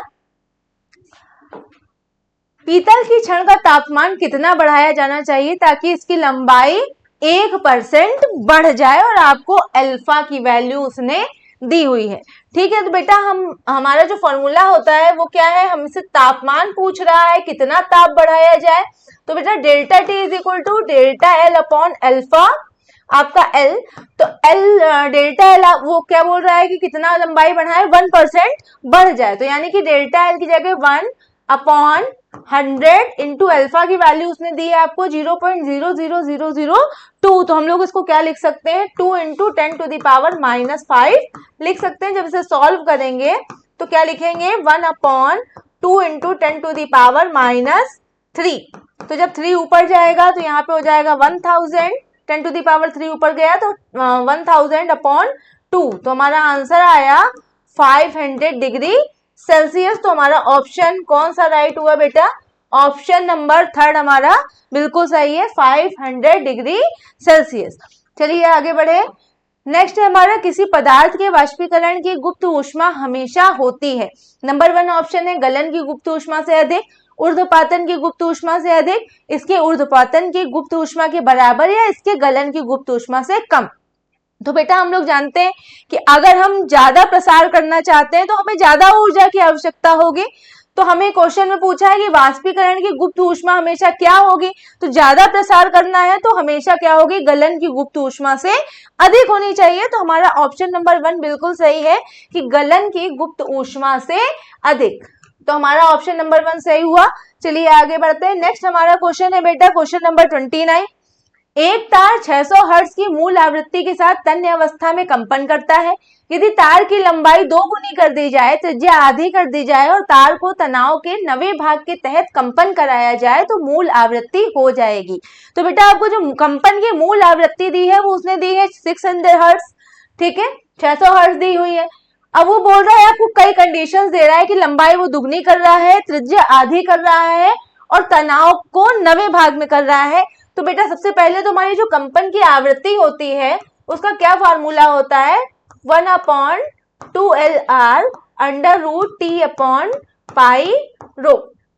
तो बेटा अगर हम इसको रेशियो फॉर्म में लिखें, अनुपात के फॉर्म में लिखें, तो F1/F2 क्या हो जाएगा आपका, L2/L1 इंटू R2/R1 इंटू √ आपका T1/T2। तो बेटा वैल्यू पुट करो, आपकी क्या है, जो लंबाई है वो दुगनी कर दी जा रही है, तो यहाँ पर हम क्या लिख सकते हैं, 2L1/L1। त्रिज्या क्या है, आधी कर दी जा रही है, तो यहाँ पर हम लोग लिख सकते हैं R1/2 इंटू R1। और टेम्परेचर जो है, जो आपका तनाव है T है, वो क्या है, 90 भाग के तहत कंपन कराया जा रहा है। तो बेटा यहाँ पर क्या हो जाएगा, T1/1/9 T1। तो बेटा L1 से L1 हमारा कैंसिल हो गया, R1 से R1 और T1 से T1। तो हमारा यहाँ पर आया 2 इंटू 1/2 इंटू बेटा ये 1/1/9 है, ऊपर जाएगा तो 9 हो जाएगा और 9 का अंडर रूट बेटा यहाँ पे 3, तो आया यहाँ पर 2 से 2 यहाँ कट गया, यहाँ पर आया हमारा f1/f2 की वैल्यू आई बेटा 3। और बेटा हमें क्या दी हुई है, जो है मूल आवृत्ति दी हुई है 600 हर्ट्ज और हमें f2 निकालना है, तो यहाँ पे क्या है f1 की जगह 600 हर्ट्ज अपॉन f2 किसके बराबर आया है, 3 के बराबर आया है, तो f2 इज इक्वल टू क्या हो जाएगा बेटा 600 अपॉन 3 के, यानी कि हमारी जो नई फ्रीक्वेंसी आई, नई आवृत्ति आई, वो हमारी क्या आई 200 हर्ट्ज। तो हमारा कौन सा ऑप्शन सही है, ऑप्शन नंबर 4 200 हर्ट्ज हमारा बिल्कुल सही ऑप्शन है। चलिए नेक्स्ट क्वेश्चन बेटा, एक धात्विक गोले के आयतन में वृद्धि जो है वो कितनी हो रही है, 0.24% की वृद्धि हो रही है। इसका ताप 40 डिग्री सेल्सियस से बढ़ा दिया जाता है, धातु का रेखीय प्रसार गुणांक पूछ रहा है बेटा, आयतन में आपको प्रसार दे रहा है और रेखीय प्रसार गुणांक पूछ रहा है, ठीक है। तो बेटा फॉर्मूला क्या होता है, delta V is equal to होता है वी गामा डेल्टा टी। तो बेटा गामा की वैल्यू अगर हम निकालें तो गामा की वैल्यू हमारी क्या हो जाएगी, delta V upon V into delta T. तो कितना बेटा है यहाँ पर कितनी वृद्धि हो रही है, 0.24% की वृद्धि हो रही है, तो 0.24 अपॉन 100 इंटू डेल्टा टी, बेटा उसने कितना दिया है हमें 40 दिया है, पॉइंट हटाया, 0 बढ़ाएंगे, यहाँ पे आया हमारा 6 टाइम्स जाएगा यहाँ पर, तो हमारे यहाँ वैल्यू आई 6 into 10 to the power -5। Gamma की वैल्यू आई 6 इंटू 10 टू द पावर -5 और गामा जो है बेटा हमारा क्या है, आयतन प्रसार गुणांक है, हमसे पूछ रहा है रेखीय प्रसार गुणांक, तो गामा इज इक्वल टू बेटा होता है हमारा 3 अल्फा, तो अल्फा इज इक्वल टू क्या होगा आपका गामा भाई 3, तो गामा तो हमारे पास हमें मिल गया है 6 into 10 to the power -5 upon 3, तो सॉल्व करो तो आया हमारा 2 इंटू 10 टू द पावर -5 पर डिग्री सेल्सियस। तो हमारा ऑप्शन बेटा ऑप्शन नंबर 1 हमारा बिल्कुल सही है, 2 इंटू 10 टू द पावर -5। चलिए आगे बढ़े, नेक्स्ट क्वेश्चन है हमारा, चक्रीय प्रक्रम में किया गया कार्य प्रक्रम के निकाय को दी गई ऊष्मा से स्वतंत्र होता है, निकाय को दी गई ऊष्मा से अधिक होता है, निकाय को दी गई ऊष्मा के बराबर होता है या शून्य होता है।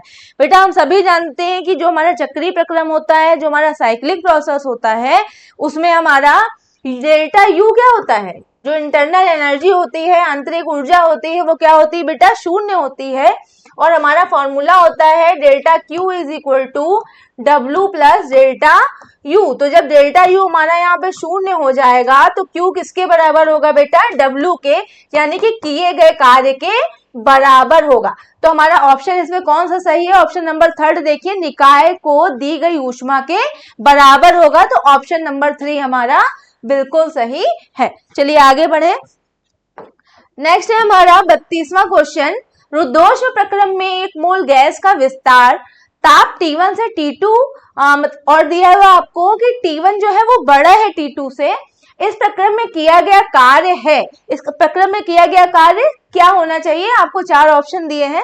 तो बेटा किया गया कार्य हमारा रुद्धोष्म प्रक्रम दे रहा है हमें, तो किया गया कार्य किस तरह से लिख सकते हैं, क्या फॉर्मूला है हमारा बेटा, किया गया कार्य हमारा R upon gamma minus R upon gamma -1 T1 minus T2, हमें पता है, लेकिन बेटा R क्या होता है, R हमारा CP माइनस CV, R को हम लिख सकते हैं, तो यहाँ पर हम लोग क्या लिख देंगे, R की जगह CP माइनस CV, क्योंकि हमारे जो आंसर आ रहे हैं ना बेटा वो क्या है, हम देख रहे हैं कि CP के टर्म में, CV के टर्म में, R के टर्म में, और बेटा गामा जो है हमारे किसी भी आंसर में नहीं है, तो हमें गामा तो हटाना ही है, तो गामा की जगह बेटा हम लोग क्या लिख देंगे, CP upon CV -1 T1 minus T2। तो बेटा इसको सॉल्व करते हैं, तो हमारा आया CP minus CV upon CP minus CV into आया हमारा CV T1 माइनस T2। तो बेटा CP माइनस CV कट गया, तो हमारा आया CV T1 माइनस T2। तो हमारा कौन सा ऑप्शन बेटा सही आ रहा है, हमारा किया हुआ कार्य CV T1 माइनस T2 आना चाहिए। तो हमारा ऑप्शन नंबर बच्चा सेकंड जो है बिल्कुल सही है, CV T1 माइनस T2। चलिए नेक्स्ट 33वां क्वेश्चन है, दो भिन्न रुद्धोष्म पथ एक ही गैस के लिए दो भिन्न समतापी एक दूसरे को T1 और T2 पर काटते हैं, जैसा कि पीवी ग्राफ में प्रदर्शित है, तब VA अपॉन VD बराबर है। तो बेटा हमारा दो रुद्धोष्म पथ दिए हुए हैं हमको, ठीक है, और वो बोल रहा है कि VA अपॉन VD किसके बराबर होगा, और जो ग्राफ हमको दे रहा है वो उसने हमको P और B में दिया हुआ है, ठीक है बेटा। तो सबसे पहले यहाँ पर क्या देखें, हम जानते हैं कि TV की पावर गामा माइनस 1 क्या होता है, कांस्टेंट होता है, नियतांक होता है। तो हम लोग क्या करेंगे, VA और VD के लिए हम लोग इसमें इक्वेशन निकालते हैं। तो बेटा हमारा क्या है, जब हमारा ताप T1 है, जब हमारा ताप T1 है, हम लोग A और D के लिए ले रहे हैं, तो A में देखें जब ताप हमारा T1 है तो हमारा उस समय जो आयतन है वो क्या है, VA है। तो T1 VA की पावर गामा माइनस 1 किसके बराबर होगा, जब हमारा ताप क्या है T2 है, और उस समय हमारा जो वॉल्यूम है, जो हमारा आयतन है वो हमारा क्या है, यहाँ पर हम D में निकाल रहे हैं, आयतन हमारा क्या है यहाँ पे VD है। तो VD की पावर गामा माइनस 1, ये हमारा इक्वेशन नंबर 1 हुआ। अब हम क्या करें, सिंपली हम लोग दूसरा इक्वेशन लेते हैं, दूसरा इक्वेशन देखते हैं B और C के लिए, ठीक है बेटा। तो हमारा T1, जब हमारा ताप T1 है तो हमारा जो आयतन है वो क्या है, VB है, VB की पावर गामा माइनस 1, और जब हमारा ताप T2 है तो आयतन VC है, T2 VC की पावर गामा माइनस 1। बेटा इक्वेशन नंबर 2 हुआ, दोनों ही इक्वेशन को क्या करेंगे बेटा, हम लोग भाग दे देते हैं। तो आया हमारा यहाँ पे VA अपॉन VB की पावर गामा माइनस 1 बराबर है आपका VD अपॉन VC की पावर गामा माइनस 1 के। तो हमारा दोनों तरफ अगर इक्वेट करें तो हमारा आया VA upon VB, VA upon VB is equal to VD upon VC, और हमें क्या पूछ रहा है, VA अपॉन VD पूछ रहा है। तो इसको इस तरफ लेकर के आते हैं, तो कैसे लिख सकते हैं हम, VA upon VD is equal to, बेटा VD इस तरफ लाए, VB ऊपर जाएगा, VB अपॉन VC। तो हमारा VA अपॉन VD किसके बराबर आया, VB अपॉन VC के। तो हमारा ऑप्शन कौन सा सही है बेटा, ये तो VC अपॉन VB है, ऑप्शन नंबर 3 हमारा बिल्कुल सही है, VB अपॉन VC, ठीक है। चलिए आगे बढ़ते हैं। नेक्स्ट है हमारा, एक रुद्धोष्म प्रक्रम में यदि दाब 2/3% बढ़ाया जाता है तब आयतन कितना कम होगा, यदि CP अपॉन CV आपको दे रहा है बेटा 3/2। तो यहाँ पर आप सबसे पहले देखिए, यहाँ पर क्या दे रहा है आपको, रुद्धोष्म प्रक्रम दे रहा है। रुद्धोष्म प्रक्रम में बेटा PV की पावर गामा क्या होता है आपका, कांस्टेंट होता है, ठीक है। तो दोनों तरफ क्या करते हैं हम लोग, लॉग ले लेते हैं, कांस्टेंट हमने K माना, दोनों तरफ अगर लॉग लें तो क्या हो जाएगा हमारा, log P plus gamma log V is equal to log K। और किसी भी कांस्टेंट का लॉग लेने पे वैल्यू क्या आती है हमारी, 0 आती है। लॉग P को हम लोग लिख सकते हैं delta P upon P plus gamma delta V upon V is equal to 0। तो बेटा इसको इस तरफ पक्षांतर करते हैं, तो डेल्टा P अपॉन P बराबर हो गया बेटा हमारा gamma delta V upon V minus. लेकिन हमें वैल्यू किसकी निकालनी है बच्चा, हमें वैल्यू निकालनी है तब आयतन कितना कम होगा, आयतन निकालना है तो डेल्टा V अपॉन V को हमें डेल्टा V अपॉन V ही हमें निकालना पड़ेगा। तो delta V upon V into 100 is equal to क्या हो गया, गामा इस तरफ लाओ तो आ गया हमारा -1 by gamma delta P upon P into 100, ठीक है बेटा। तो delta V upon V into 100 हमें निकालना है, बराबर गामा बेटा हमें कितना दिया है, CP अपॉन CV क्या होता है, गामा के इक्वल होता है। तो CP अपॉन CV हमें 3/2 दिया हुआ है, यानी कि हमें गामा दिया हुआ है। तो यहाँ पर 3/2 दिया है, तो यहाँ पे क्या हो जाएगा बेटा, रिवर्स हो जाएगा, 2/3 हो जाएगा। और delta P upon P into 100 आपको कितना दिया हुआ है, दाब कितना बढ़ाया जा रहा है, 2/3%। तो 2/3। तो यहाँ पर बेटा हमारा क्या आया 4/9%। ठीक है, यहाँ 100 लगा हुआ है तो हमारा क्या आ रहा है 4/9%। तो हमारा ऑप्शन जल्दी से देखिए हमारा कौन सा सही आ रहा है बच्चा, ऑप्शन नंबर 1 ही हमारा करेक्ट आंसर है 4/9%। चलिए नेक्स्ट क्वेश्चन आगे बढ़ते हैं। नेक्स्ट है हमारा क्वेश्चन कि इनमें से कौन सा प्रगामी तरंग के लिए सही है। बेटा हमारा डायरेक्ट फॉर्मूला पे क्वेश्चन है, तो उसने क्वेश्चन में हमें जो है आंसर जो दिए हुए हैं विकल्प वो है कण का वेग बराबर माइनस तरंग का वेग इंटू विस्थापन वक्र की प्रवणता। दूसरा है कण का वेग बराबर तरंग का वेग इंटू विस्थापन वक्र की प्रवणता। और तीसरा है कण का वेग बराबर तरंग का वेग बटे विस्थापन वेग की प्रवणता। और कण का वेग बराबर माइनस तरंग का वेग इंटू विस्थापन वक्र की प्रवणता। तो बेटा हमें 4 ऑप्शन दिए हुए हैं।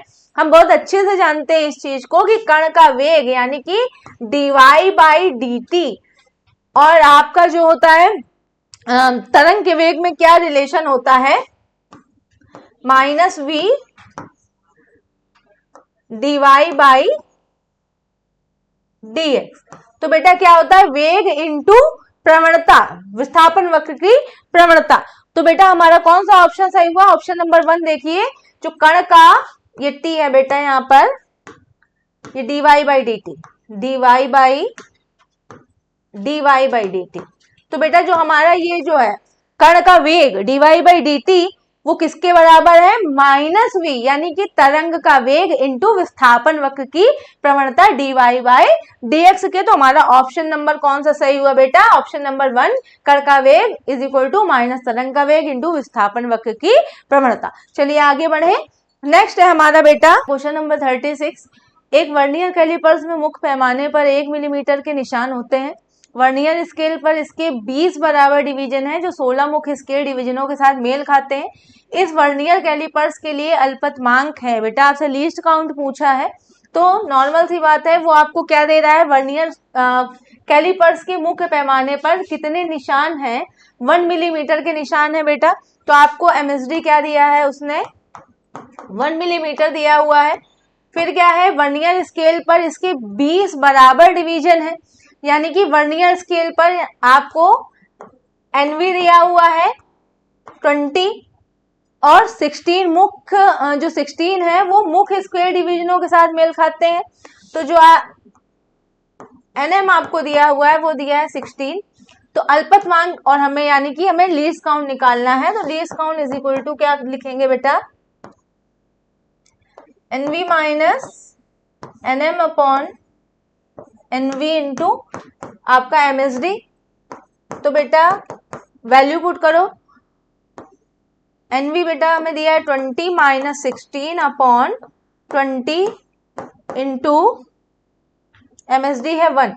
तो यहाँ पर आया हम सॉल्व करेंगे तो 4/20 यानी कि 1/5 या 0.2 mm। तो क्या आया लिस्ट काउंट बेटा हमारा 0.2 mm। तो हमारा ऑप्शन नंबर कौन सा सही है, ऑप्शन नंबर 4 0.2 mm बिल्कुल करेक्ट ऑप्शन है। चलिए आगे बढ़ते हैं।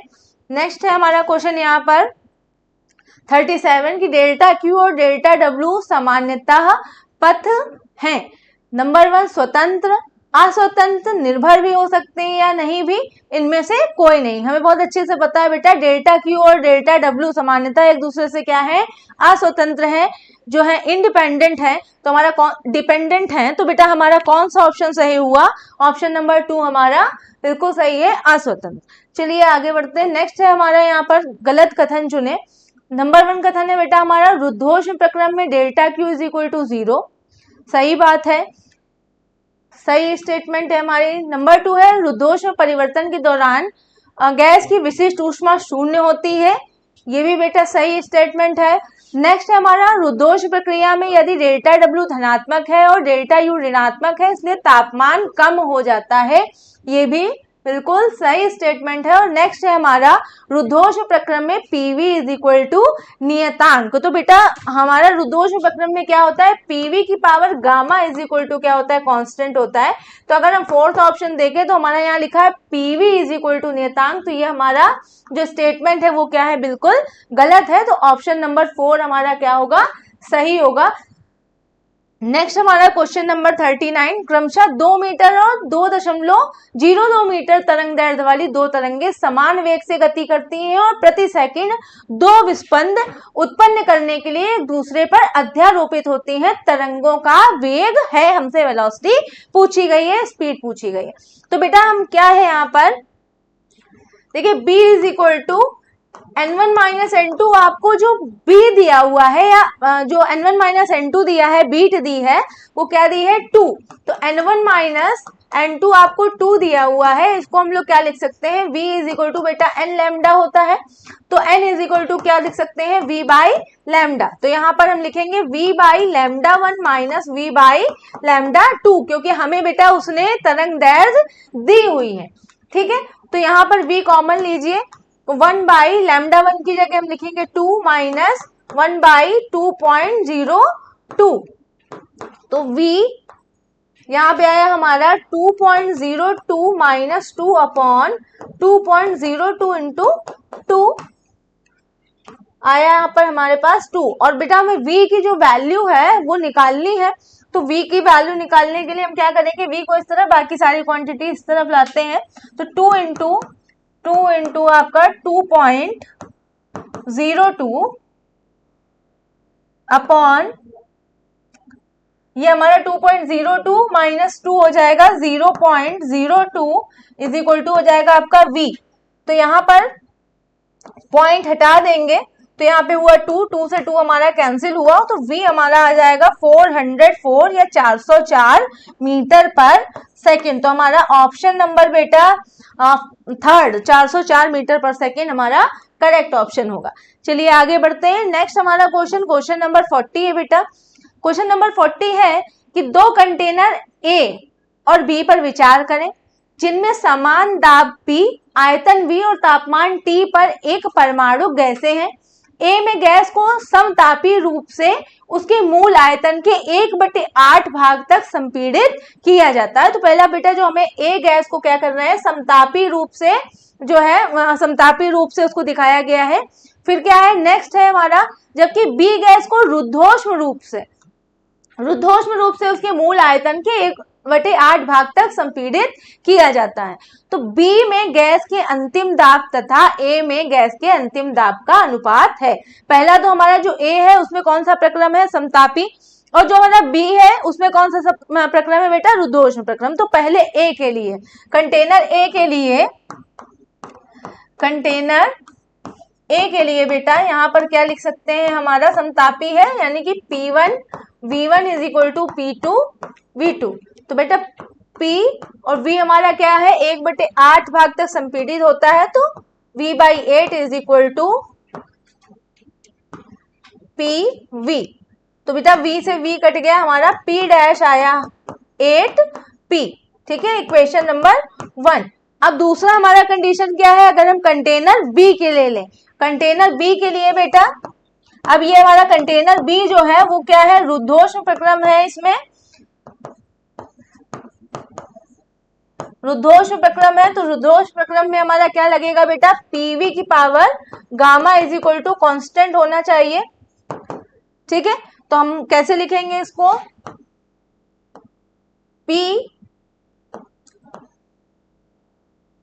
V की पावर आपका गामा इज इक्वल टू हमारा यहाँ पे P डबल डैश V/8 की पावर आपकी यहाँ पर आई गामा। यहाँ पर क्या है, रुद्धोष्म प्रक्रम है बेटा, तो हमारा जो यहाँ पे पावर आएगी, यहाँ पे क्या आएगी 5/3। ठीक है, तो हमारा V की अभी इसको नहीं लिखते हैं, हमें कैलकुलेशन में दिक्कत हो जाएगी, तो यहाँ पे अभी हम गामा ही लिखते हैं। तो V/8 की पावर गामा। ठीक है, इसको कैलकुलेट कर लेते हैं पहले। तो बेटा P और V की power gamma is equal to आया P डबल डैश V की पावर गामा अपॉन 8 की पावर गामा। तो V की पावर गामा बेटा हमारा कट गया, तो P डबल डैश बराबर आ गया बेटा हमारा यहाँ पर P 8 की पावर गामा, और गामा की वैल्यू क्या होगी बेटा यहाँ पर 5/3, P 8 की पावर 5/3 P डबल डैश। ये हमारी आई बेटा इक्वेशन नंबर 2। तो हमारी इक्वेशन नंबर 1 इक्वेशन नंबर 2 हम दोनों क्या कर दे रहे हैं, उसको डिवाइड कर दे रहे हैं, क्योंकि हमें अनुपात वो पूछ रहा है। तो यानी कि हमारा आया यहाँ पर P dash upon P double dash बराबर हुआ हमारा 8P अपॉन यहाँ पर आया 8 की पावर 5/3P। तो P से P हमारा कैंसिल हुआ, यहाँ पर 8 है। अच्छा 8 की पावर है आपकी 5/3, तो इसको हम लोग क्या लिख सकते हैं, 2 की पावर 3, 5/3 और 3 से 3 हमारा क्या हो जाएगा, कैंसिल हो जाएगा। तो केवल क्या आ जाएगा, 2 की पावर 5 आ जाएगा। और 8 को हम लोग क्या लिख देंगे, 8 को हम लोग लिख सकते हैं 2 की पावर 3। तो डायरेक्ट लिखते हैं यहाँ पर। तो ये हमारा हुआ 2 की पावर 3 और ये हमारा हो गया बेटा 2 की पावर 5।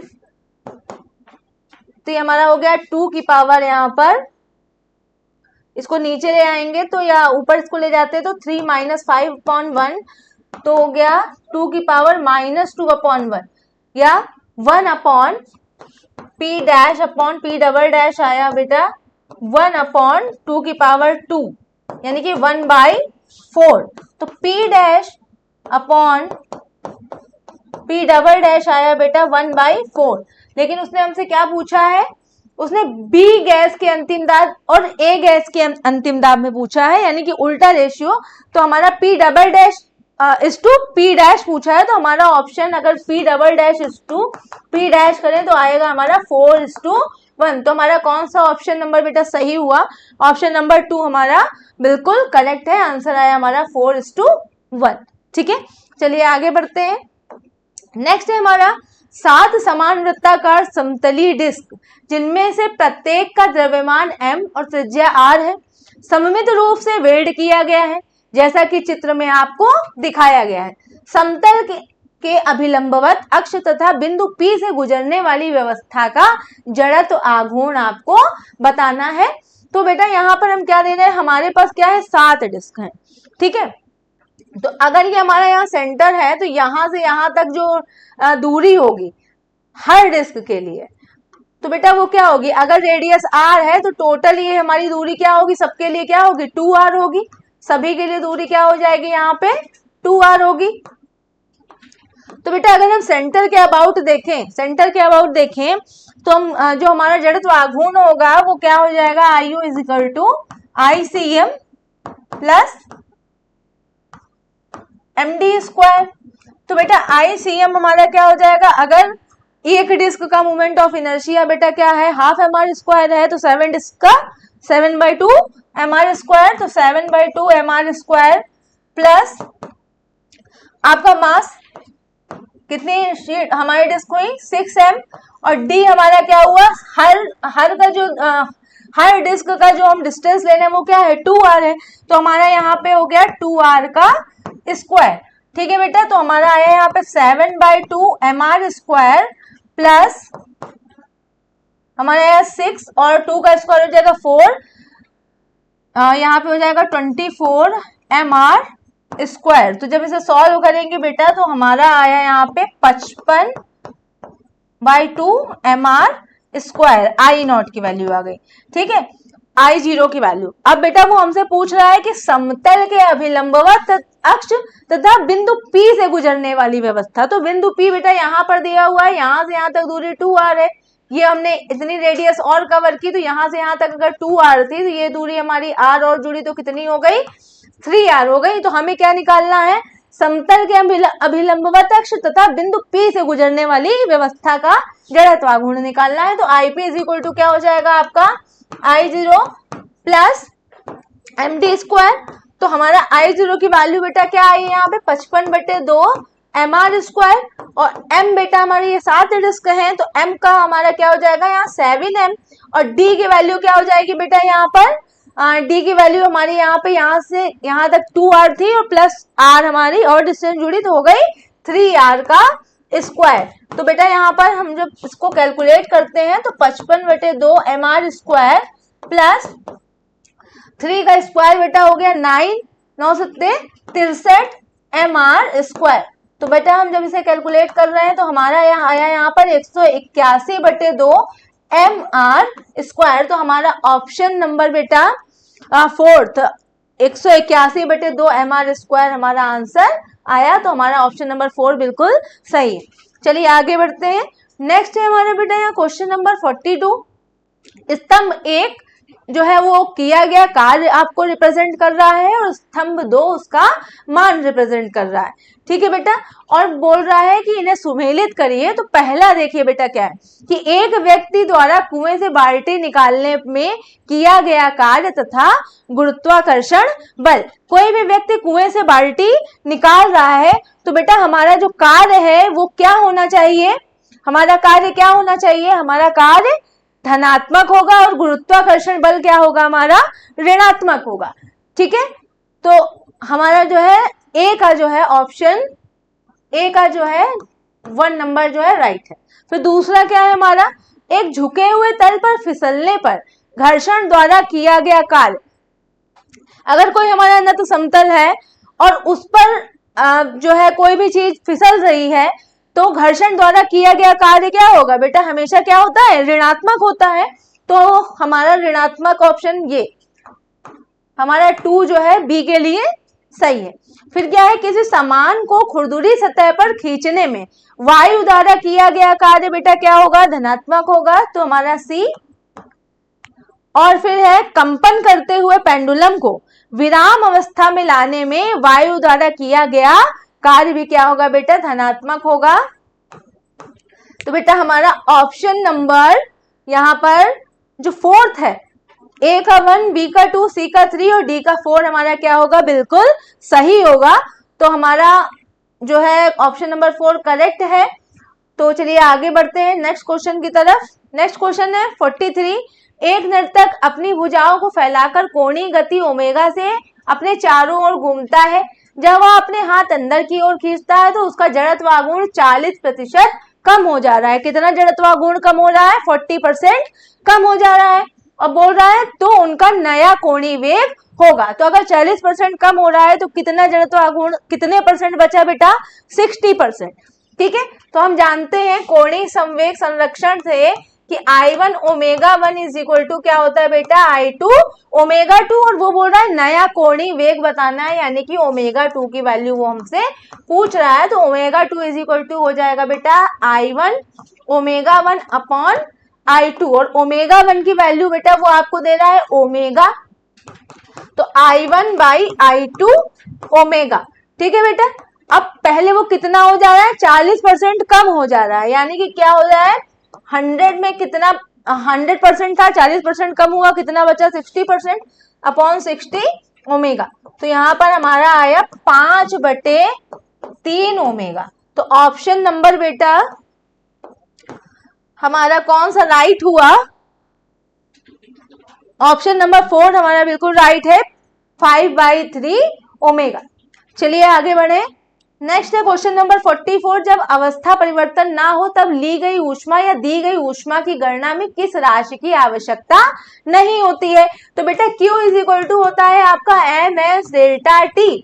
तो बेटा यहाँ पर मास है, स्पेसिफिक हीट यानी विशिष्ट ऊष्मा है, तापमान है, आपकी ऊष्मा है। तो इसमें क्या चीज नहीं है बेटा, यहाँ पे है भार, विशिष्ट ऊष्मा, आपेक्षिक घनत्व और ताप परिवर्तन। तो बेटा जब अवस्था परिवर्तन ना हो तो वो कह रहा है कि किसकी आवश्यकता नहीं है। तो हमारे इस फॉर्मूले में क्या नहीं है बेटा, आपेक्षिक घनत्व नहीं आता। तो हमें किस चीज की आवश्यकता नहीं है, आपेक्षिक घनत्व की आवश्यकता नहीं है। तो हमारा ऑप्शन नंबर 3 राइट ऑप्शन होगा। चलिए आगे देखते हैं। हमारा क्वेश्चन है कि 30 डिग्री सेल्सियस वाले 80 ग्राम जल को एक 0 डिग्री सेल्सियस वाले बड़े बर्फ के टुकड़े पर डाला जाता है। बर्फ की जो पिघली हुई मात्रा होगी वो कितनी होगी। तो बेटा कैलोरीमिति का सिद्धांत है कि दी गई ऊष्मा बराबर ली गई ऊष्मा, हम सभी को पता है। तो बेटा यहाँ पर दी गई ऊष्मा यहाँ पर क्या है, ms delta theta is equal to ml अगर करें तो m बेटा आपको क्या दिया है 80, s जो है जल के लिए होता है 1 और थीटा हमारा क्या है 30 डिग्री से 0 डिग्री है। तो 30 माइनस 0 हो जाएगा, m हमें निकालना है और बर्फ की जो गुप्त ऊष्मा होती है बेटा होती है 80, तो m हमारा क्या हो जाएगा यहाँ पर, m होगा हमारा 80 इंटू 30/80। तो 80 से 80 कैंसिल हुआ, आया हमारा 30 ग्राम। तो m की वैल्यू आई बेटा हमारा यहाँ पे 30 ग्राम। तो ऑप्शन नंबर बेटा हमारा यहाँ पर होगा ऑप्शन नंबर 1 30 ग्राम। चलिए आगे बढ़े। नेक्स्ट क्वेश्चन है हमारा 46।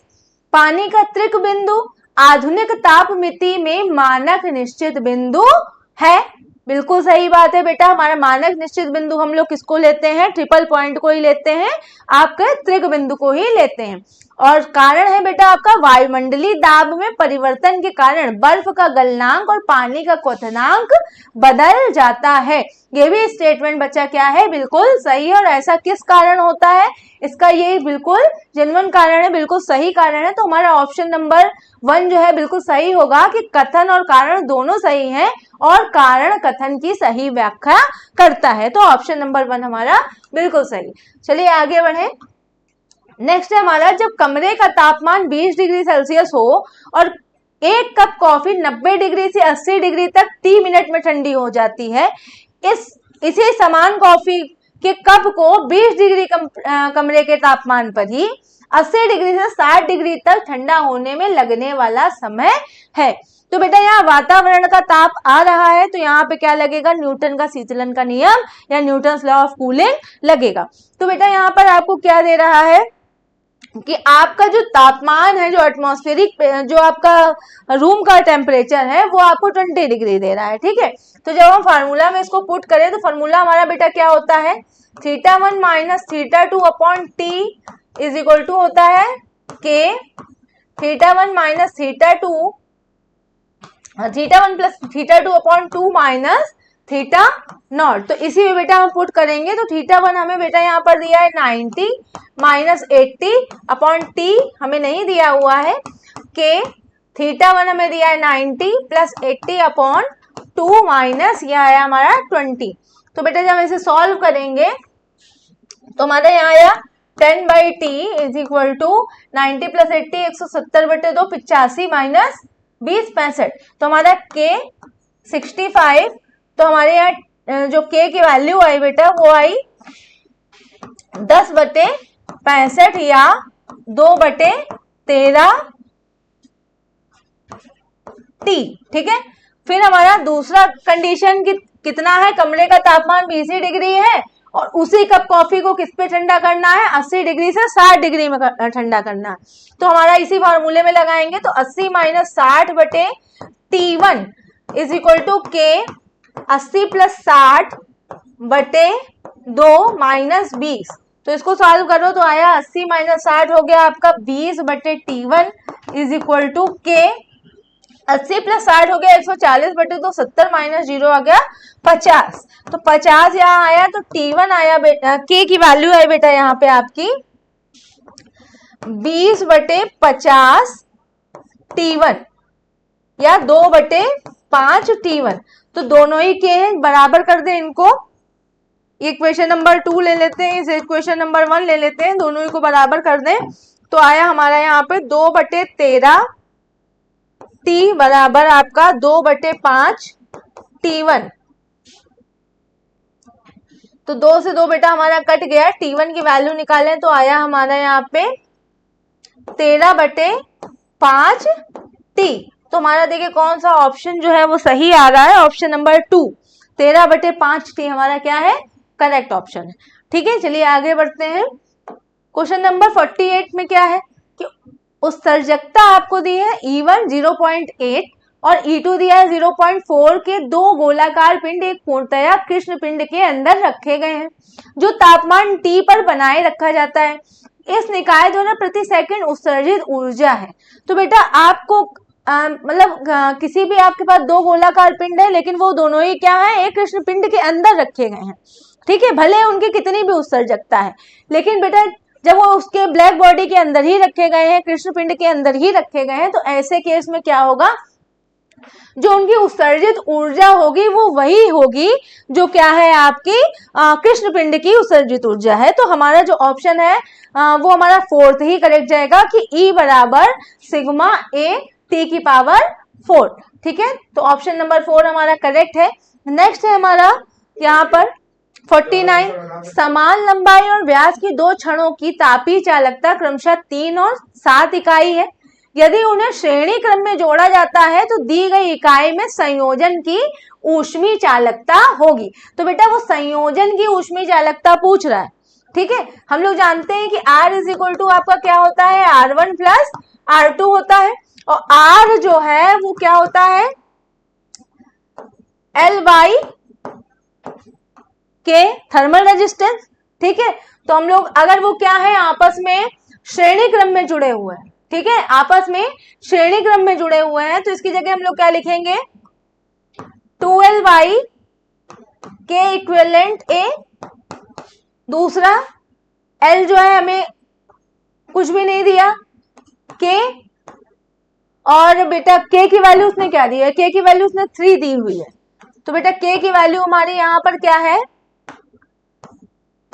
K की वैल्यू 3 है, A प्लस R2 के लिए क्या लिखेंगे, L हमारा लंबाई L ही रहेगी, और A हमारा K हमारा 7 और A, तो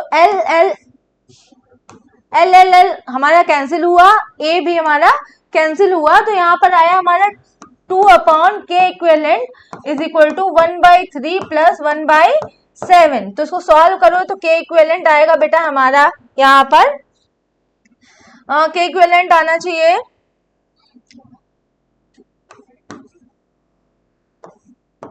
21 3 प्लस 7, तो K इक्विवेलेंट आएगा हमारा यहाँ पर 21 अपॉन 10 इंटू 2, तो यहाँ पे आया हमारा 5 और 4.2 समथिंग हमारा यहाँ पर आएगा बेटा आंसर 4.21। तो हमारा ऑप्शन नंबर 3 जो है बिल्कुल सही होगा 4.21 के इक्विवेलेंट।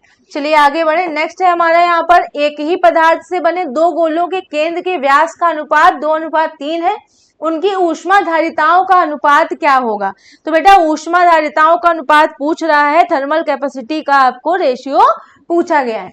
तो बेटा हम जानते हैं कि ऊष्माधारिता C इज इक्वल टू क्या हो जाएगा बेटा आपका M1 इंटू S होगा। ठीक है, तो हमारा एक तो हमारी equation C1 is equal to M1S और C2 is equal to M2S।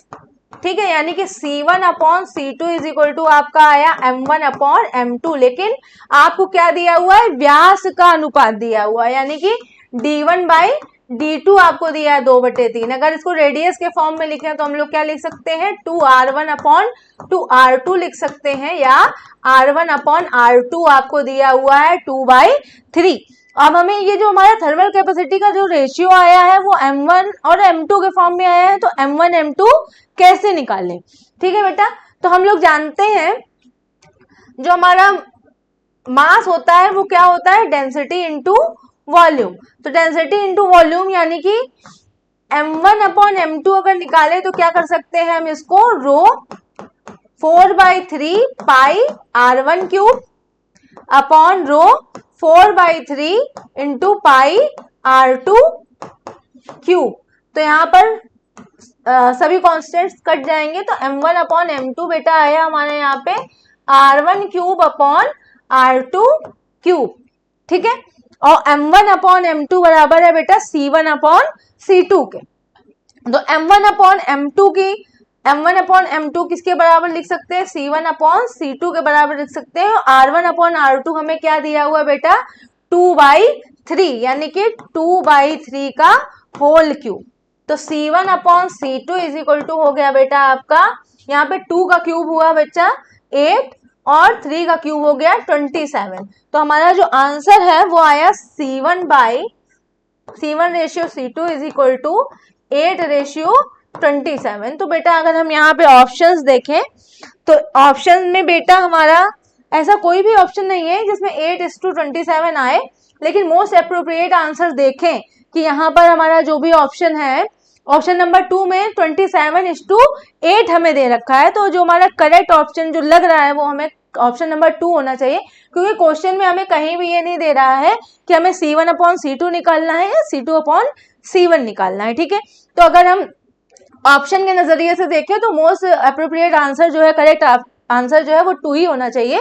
तो ऑप्शन नंबर 2 हमारा क्या है, बिल्कुल सही है, 27:8। ठीक है बच्चा, तो यहां से हमारा सारे क्वेश्चंस का डिस्कशन जो है खत्म हुआ। और नेक्स्ट जो भी हमारा टेस्ट होगा उसमें हम लोग नेक्स्ट फिर से सीरीज लेकर आएंगे और डिस्कशन करेंगे। सो थैंक यू।